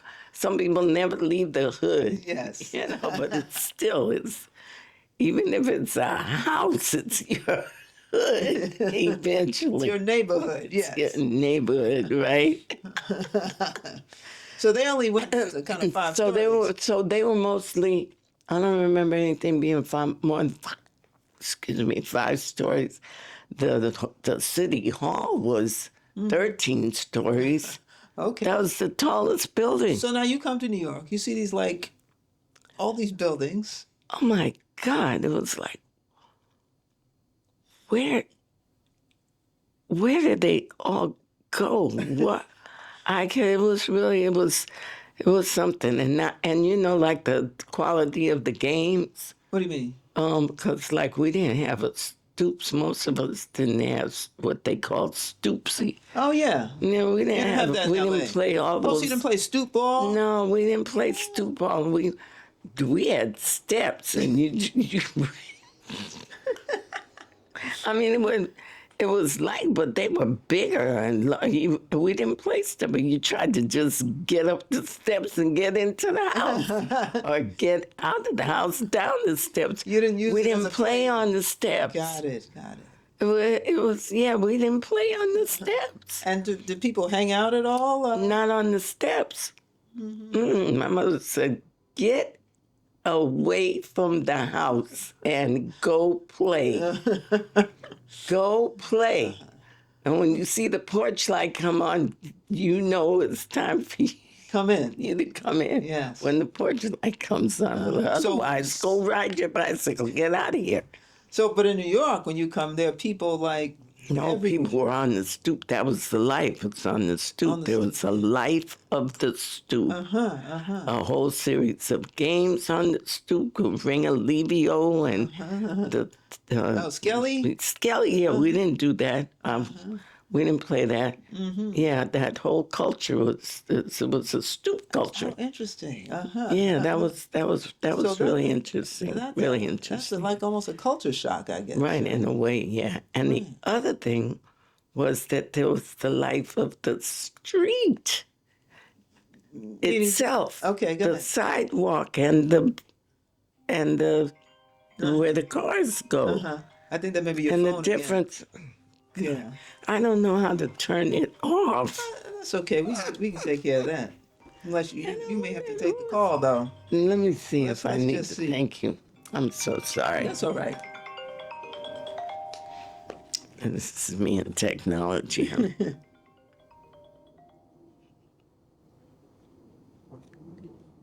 Okay, now I'm turning it off.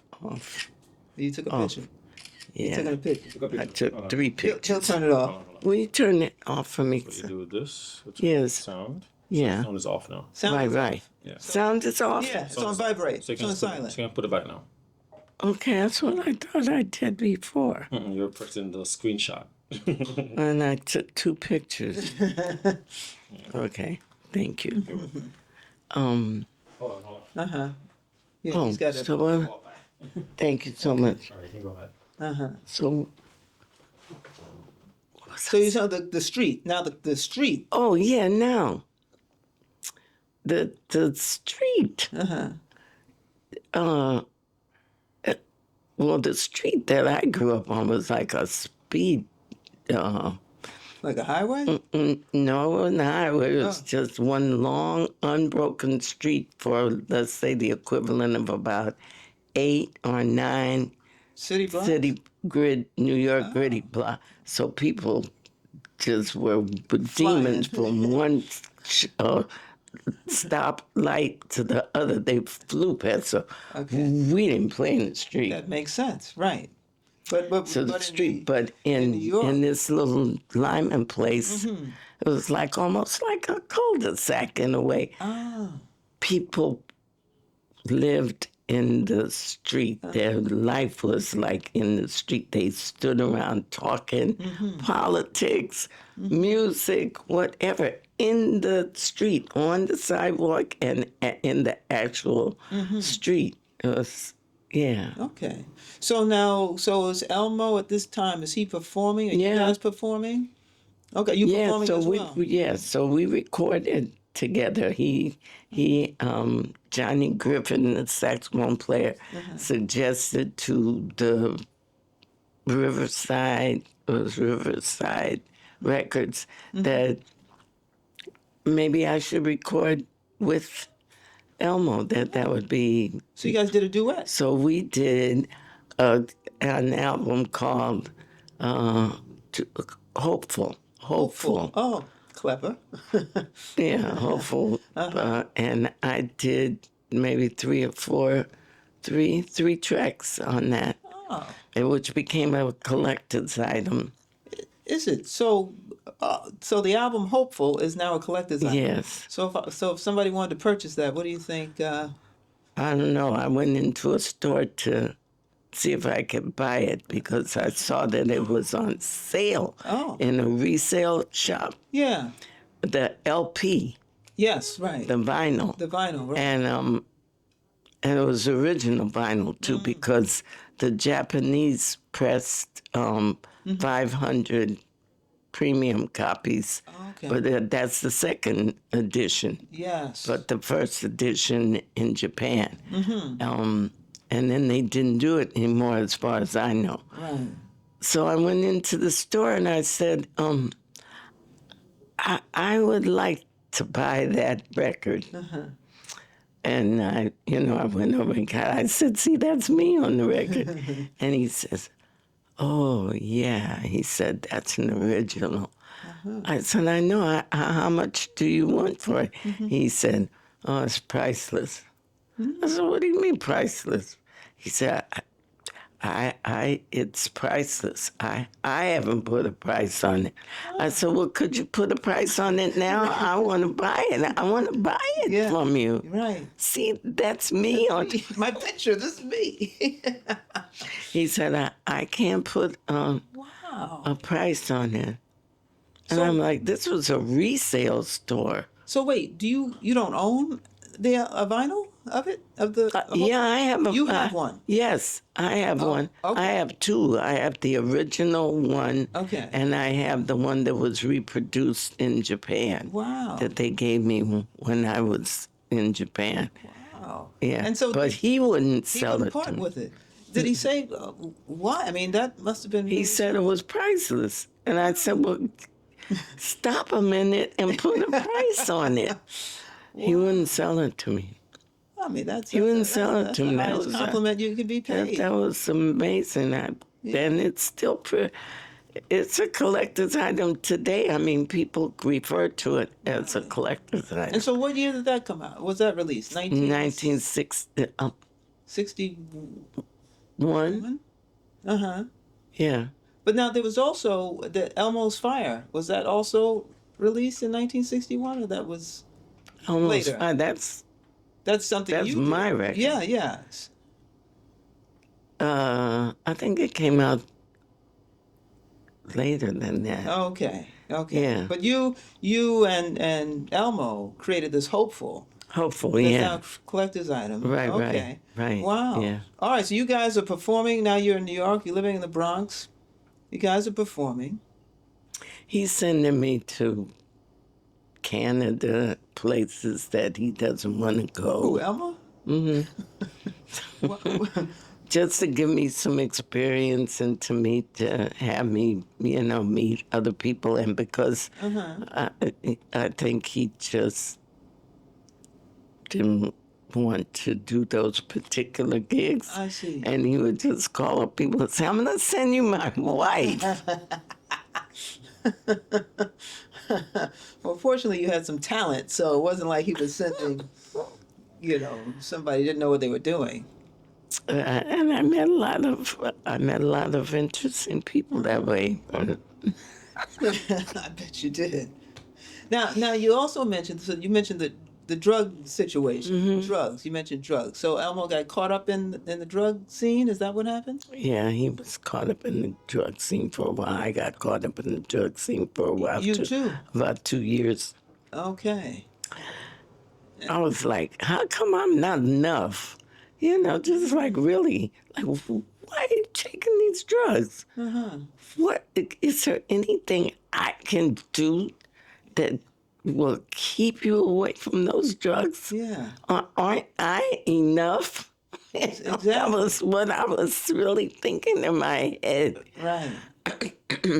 And then later on, I started to think, I wonder how he got caught up in the drugs in the first place. Right. And what kind of drugs was he taking? Heroin. Heroin. Oh, that's serious. During the time when the heroin was being dumped in the black neighborhoods. Everywhere. Wow. Yeah. Now, was that the drug you were doing too? Yeah. Wow. I didn't do any other drug. That was it.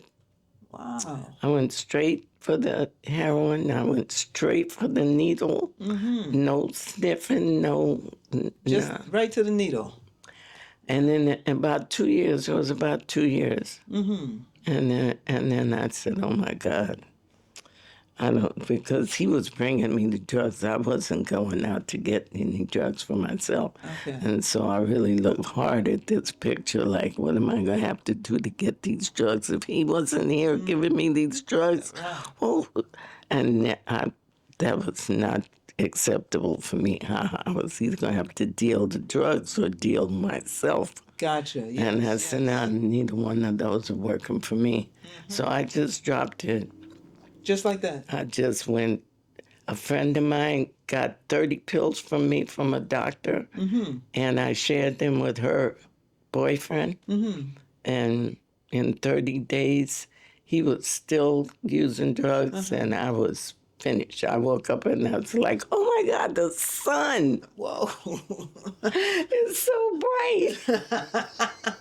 The world looks different. The world had this whole gray shell was off of it, and I said, oh my goodness, where have I been? I was done. But what kind of pill was that? It was called Dilaudid. And the doctor gave my friend's boyfriend 30 of them. And she gave them to me, 30 of them. And I shared my 30 because she begged me. She said, please, I'll take care of you. I'll feed you. I'll make sure everything's just, give him one more chance. Give him, and I'm going to help to keep him clean. It'll be the last time I said, okay. Wow. So I gave him half of my pills. And at the end of the 30 days, I was done. And at the end of the 30 days, he was still he couldn't tear himself away. Wow. I think he had been using way longer than I had. Now how old were you at this point? 20 was right before Monica was born, so 21, Oh, 20, 21? yeah, around Okay. 60, 61. Okay. And I moved from the Bronx all the way down to the Lower East Side. Oh, so you left Elmo? No, I just You moved. just moved. Yeah, I just said I can't. I'm done with this stuff. So what? So Elmo stayed. He was here. No, we were together. Oh, you just left. And then yeah, I just left, and then and like we were only together 7 years. Or that we produced, Sure. all of the music and the children, and so I found myself moving away, all the way away from our, his friends, my friends, and then I didn't. I'm trying to figure out when. 70. I didn't go back to school until years later, but I had looked for a way to do something else besides the music. What's it? What you gave up playing? No, I didn't give it up. I just did it on the weekends, and away from New York, away from my environment in Jersey. I put together a whole different band in Jersey and played on the weekend. Okay. And Well, so I'm curious now. Where's Elmo? Is he not trying to have you come back? Does he want to be a fan? no, we were fine. Oh, But well, I just didn't want to. Oh, so you guys was both of you living together in the Lower East Side. No, he was still He was in the still in the Bronx, Bronx. in our apartment in the Bronx. Okay. And we were together almost every weekend. Okay. It was still a marriage. I just didn't want to tempt myself. Gotcha. So it seemed like you were stronger than Elmo. I think so. Yeah. And plus, like I said, I don't know how much longer he had been involved, or and I couldn't. The family wouldn't talk to me about. His family. His family wouldn't talk to me about how he was involved. I kind of think some of the family might have been involved. Was he dealing as well, Elmo? Probably. And I wonder, did he get involved with somebody? Did he snitch on somebody? Did he give somebody up? Why were you thinking that? Because a lot of people have just not mentioned his name in that circle of musicians that were so viable at that time. Oh, And there's just things that I wonder about. now, how did he die, Elmo? He had a heart attack.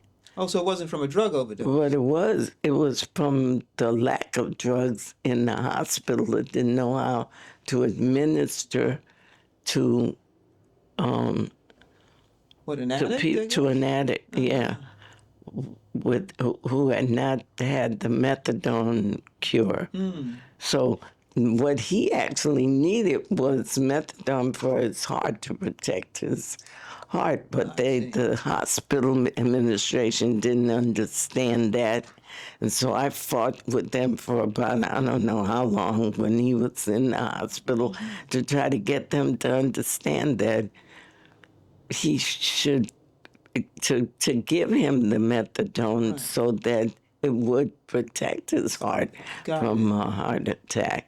Wow. But I was just doing this research myself, limited as it was, Right. But How did he wind up in the hospital anyway?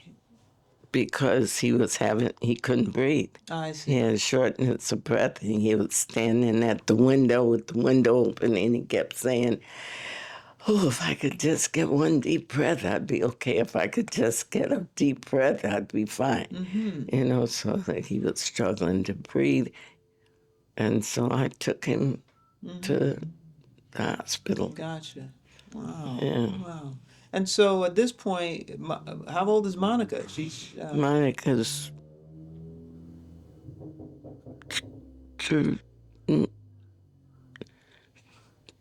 but she's older. She's 5, 6. okay. Uh-huh. Yeah, because she was, I think, 7 when he died. Oh, I see. Oh, right, because she's born in 1960. Right. Okay. Yeah. Right. And he died in 1967. Okay. Wow. Wow. All right. So during your period, your 2-year period of getting involved with the drugs, are you still with the kids? Are they still with? Well, the The kid, I kids, guess, no. Monica at that point. Yeah. Yeah, but no, by that time the family had stepped in because they couldn't see past. They just couldn't believe that anybody could leave the drugs alone. So they stepped in to just kind of snatch them away from me and get BCW involved. I didn't find out until later they just had guardianship and they didn't have full custody. But And whose family is this? Elmo's family? the Elmo's family. So they came in and had your kids taken from Yeah. them? So they took guardianship. They took them to protect their mother's right to get on the welfare roll, so she'd have a little stipend coming in. It was all about the money. Seriously, all about the money. And So at that I mean, point, you have Monica and what? There was another child. Yeah. Who's that? Who came after Monica? So it was Monica and Kevin. Yeah. At that and time. Yeah. So And Daryl came later. so Elmo's family took all 3 of the kids? No, they took 2 of the kids, and the third one BCW got involved because he was a baby. So they took him as a baby. Yeah, they took him as a baby, and they told these people he was the mother would never recover, and so he would be adoptable, which I never consented to any of that. Yes. And they said, but these mothers never recover. That they don't. And the courts and the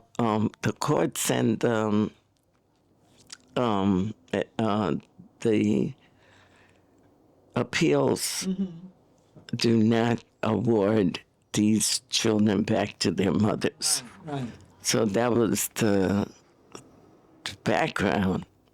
And It's been heartbreaking. Heartbreaking. to see my kids all together right now is a miracle. It's a miracle that they have overcome all these things that they went through. Right, because they were raised by the Hope family. Yeah, they were raised by the Hopes, and not a pleasant raising.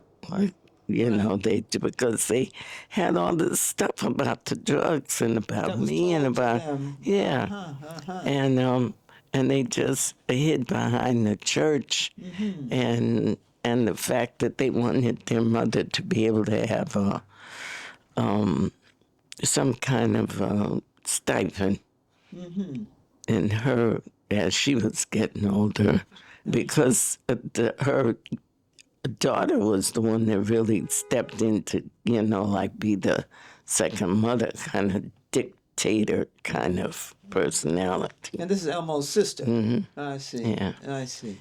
And so I guess as your children became teenagers or adults, did they did they search you out or? Oh yeah, no, we never lost contact, and that's what I'm saying. When I see them all together, and when I see us all together, and that it just breaks my heart. That it's like if I could live that part of my life over again, how I would do it differently. But just what they all went through that I never went through. And they're all together, and they've all, they're I have to say they've forgiven me because we're all together. We talk almost every day, and they all stay in touch with each other. And now they're curious to know, well, where were you when I was here? Got it. What? Yeah, they're talking to each other. Right. They want to know what's going on in terms Yeah. of the history.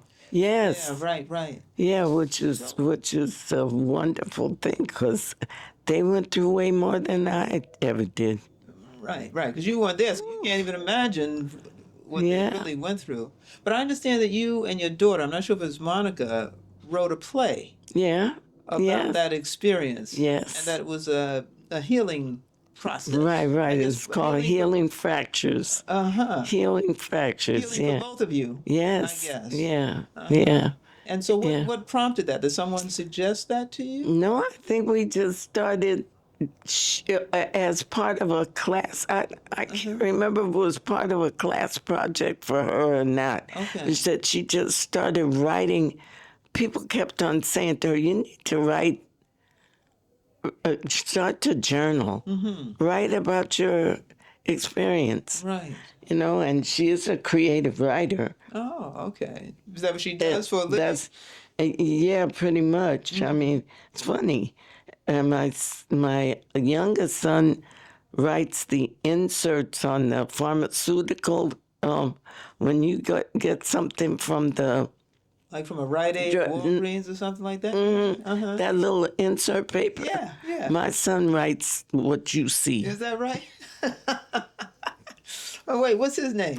Daryl. He's Darryl. Okay. Yeah. And he's gone back to NYU to get a diploma or certificate in some aspect of his writing. So he's a writer too. Okay.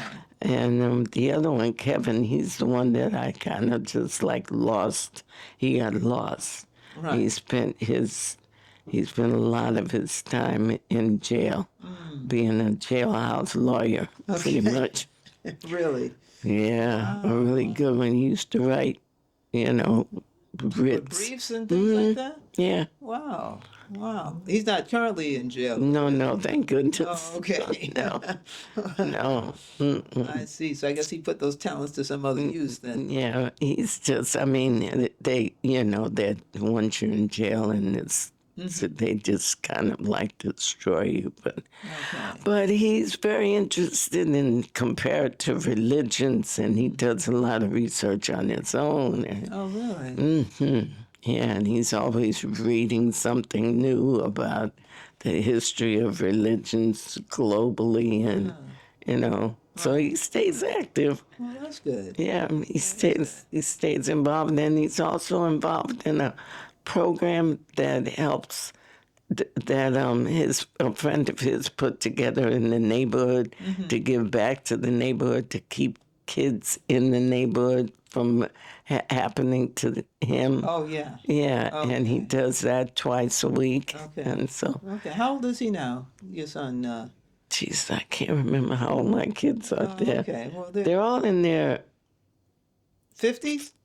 and 60s, And 60s. because Monica's 64. Okay. Yeah. Look at me. 60. And he's 61.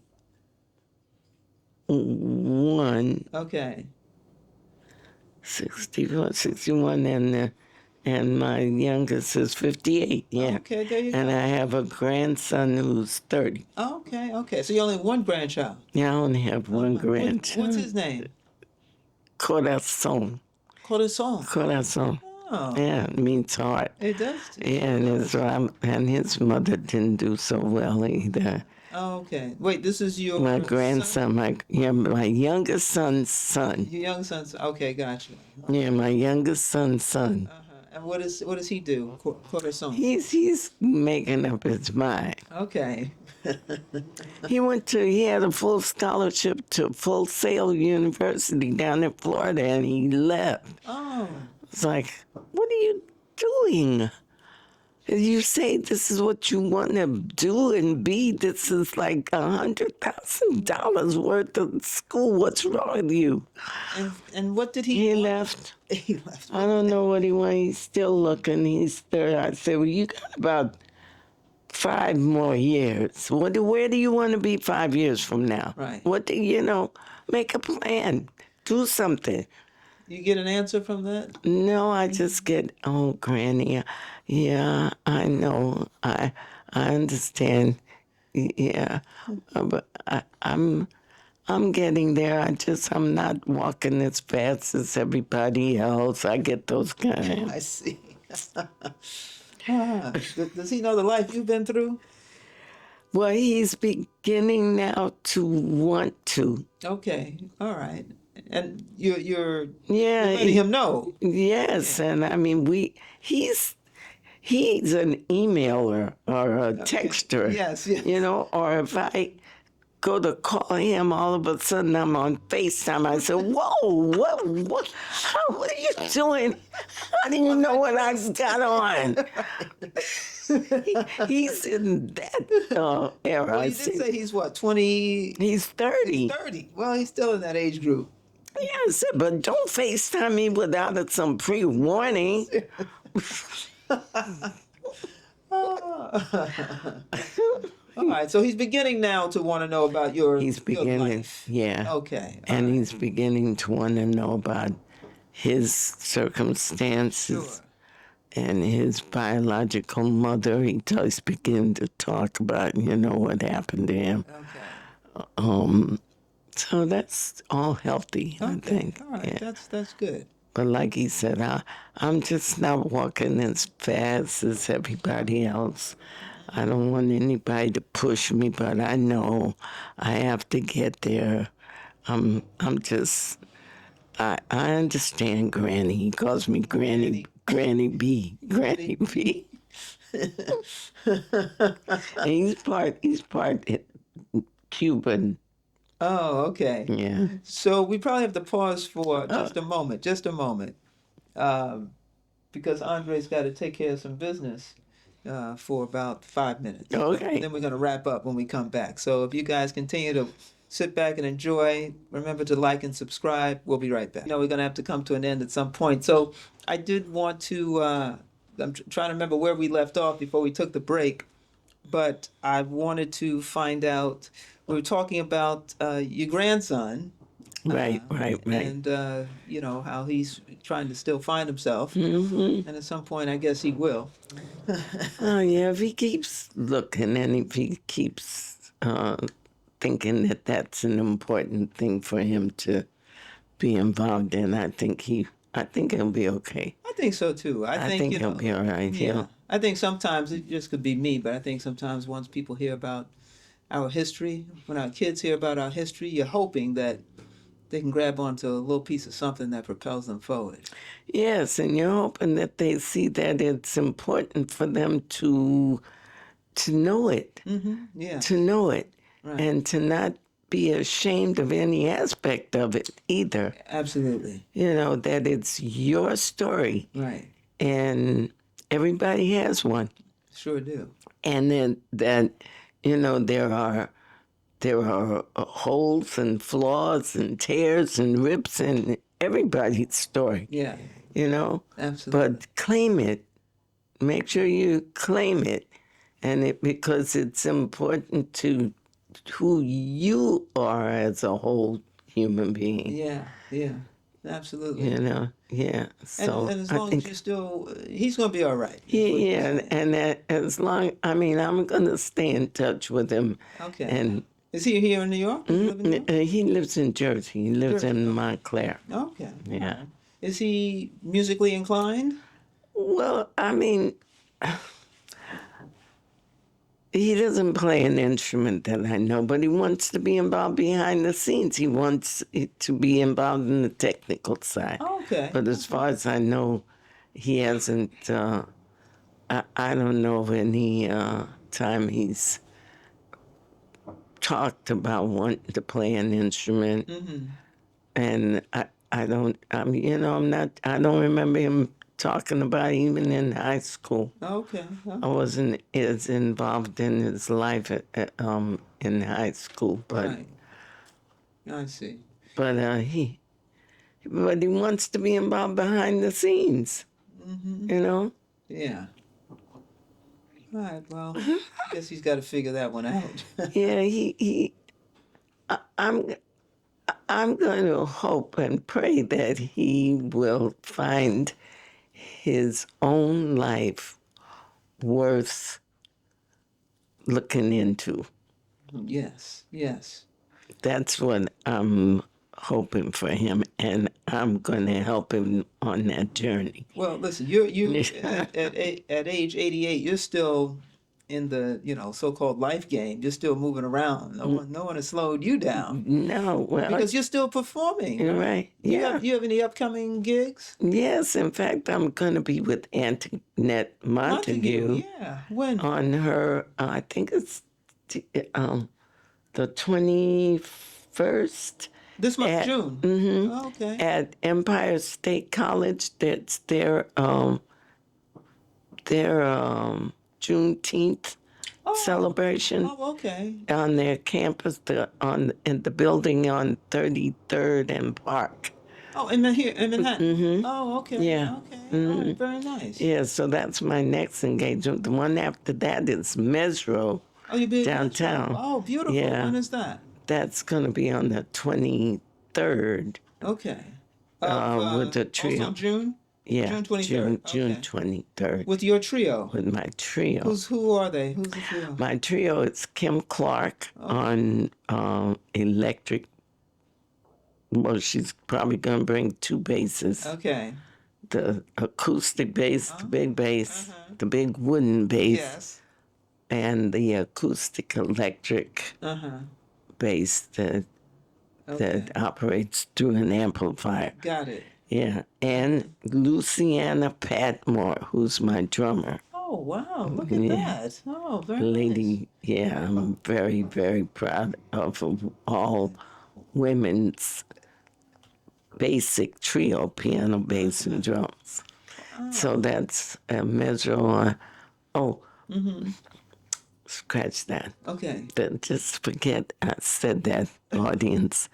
Golly, I'm giving you the wrong information. Okay. I am going to be a Mesro, but that's a different trio altogether. Oh, okay. And it's Eric Bender. I think it's being advertised as the Eric Bender Trio featuring Bertha Hope. Oh, I see. Bender, Bender. B-I. Oh, B-I. Yeah. And the next time you'll see the trio, my trio will be with Antoinette. Oh, at the Empire State College. Yeah, There. Empire State College. And that's on yeah. June 20th. Right. Okay. And then I'll be part of the Bryant Park solo piano series. Oh, when is that? That's going to be, that's coming up like 2 or 3 months. Oh, August, Yeah. September, something like that? Yeah, September. It's booked way out. Yeah, very But those are just some things that I'm doing right through now, and I hope that I'm gonna be feeling strong enough to do some traveling because I've been invited to go to Africa. Oh, my.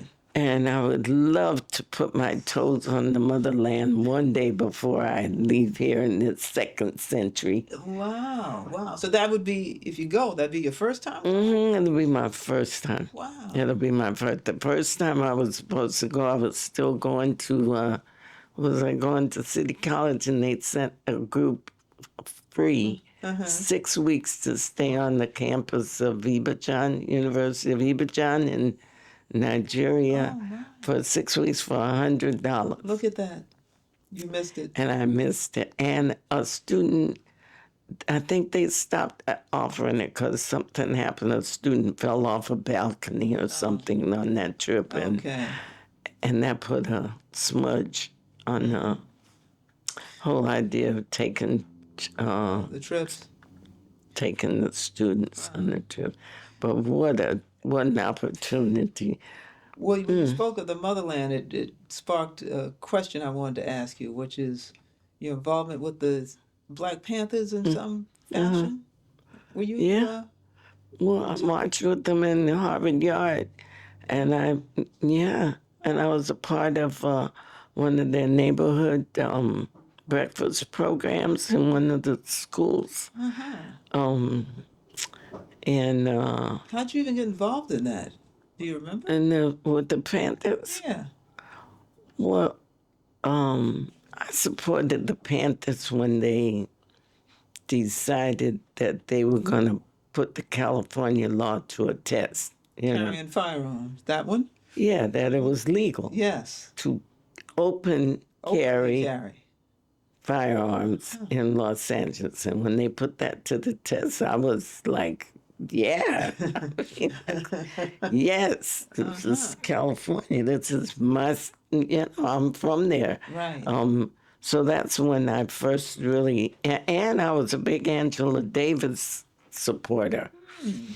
Okay. You know, so I was already listening to Angela's speeches, and Angela talk about violence in the community and how the police were, how she, she saw hanging, Right. and how she talked about the police always asking the Black community why they were so violent. And she was saying, violent? You want to know about violent? You know, so I was listening to her give those speeches, and I'll tell you about violent. You know, I saw a man get hanged, and stripped and barbecued, so she said, you're the violent ones, so, and then I listened to Malcolm X. I was part of that feeling that if we don't do it, nobody has ever done it for us. Right. And the idea that we have to know who we are first. Surely.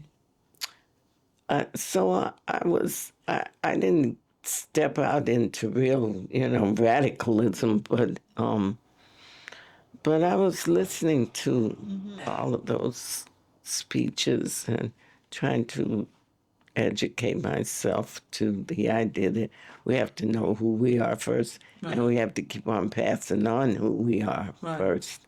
But I also read that you were sewing, you were creating dashiki. Oh, that yeah. sort of thing. Yeah, well, my cousin, the same cousin that helped me to do the substance abuse situation. One day we were just doing self-therapy, right? You know what Black people always do, sit around and talk. And somebody had just given her a tub full of gorgeous yarn and knitting and crochet needles. Yeah. And she said, what are we going to do with all this yarn? I said, I don't know. Maybe we should just start crocheting. So we're talking and crocheting, Did you know how talking to and crochet? knitting.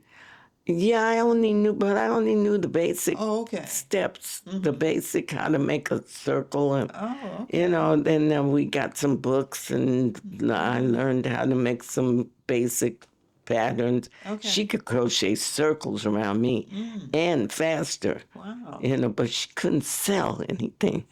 So I saw our business grow out of the fact that she could work faster than I could, but I could sell faster than she could. When she was, Oh, wow. so when she was selling, nothing got sold.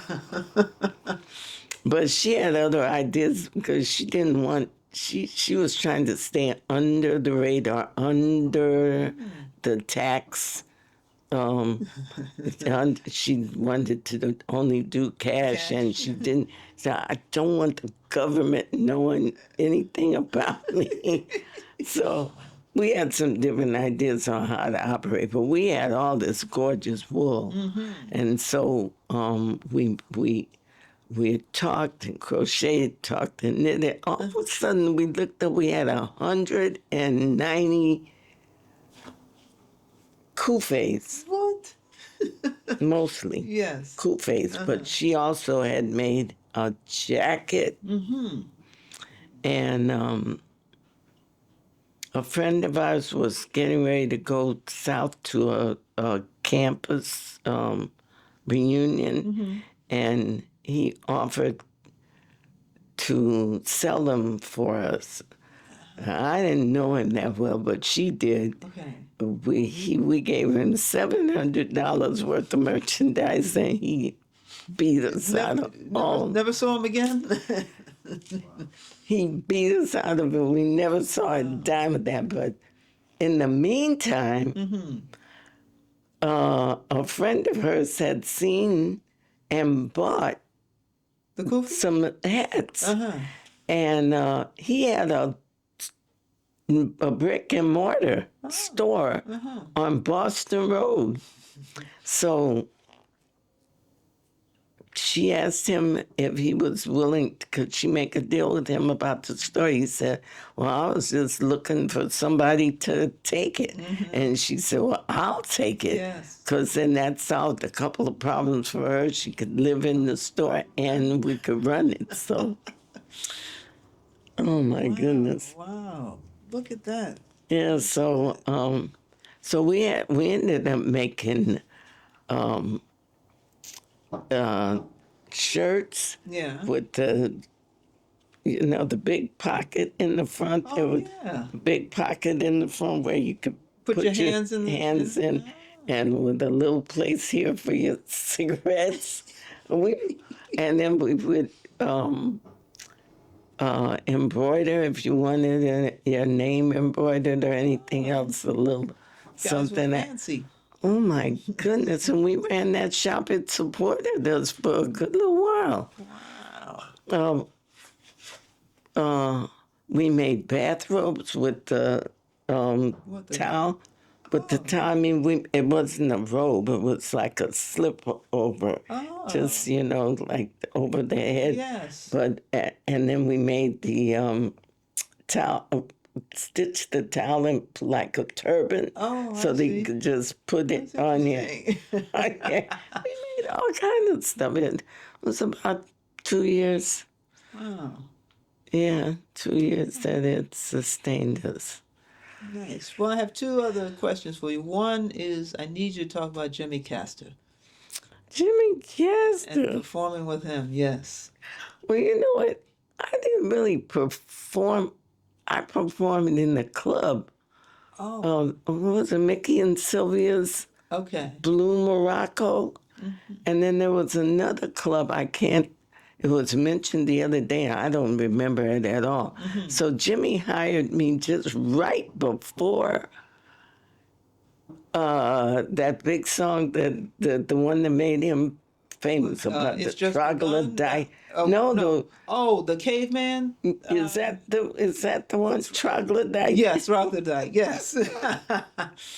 So, but I did some record with him right before. I don't think my name was on it, but that was right during that substance abuse era Okay. for me. Yes. Yeah, so yes. that's really how I lost that. Okay, I got you.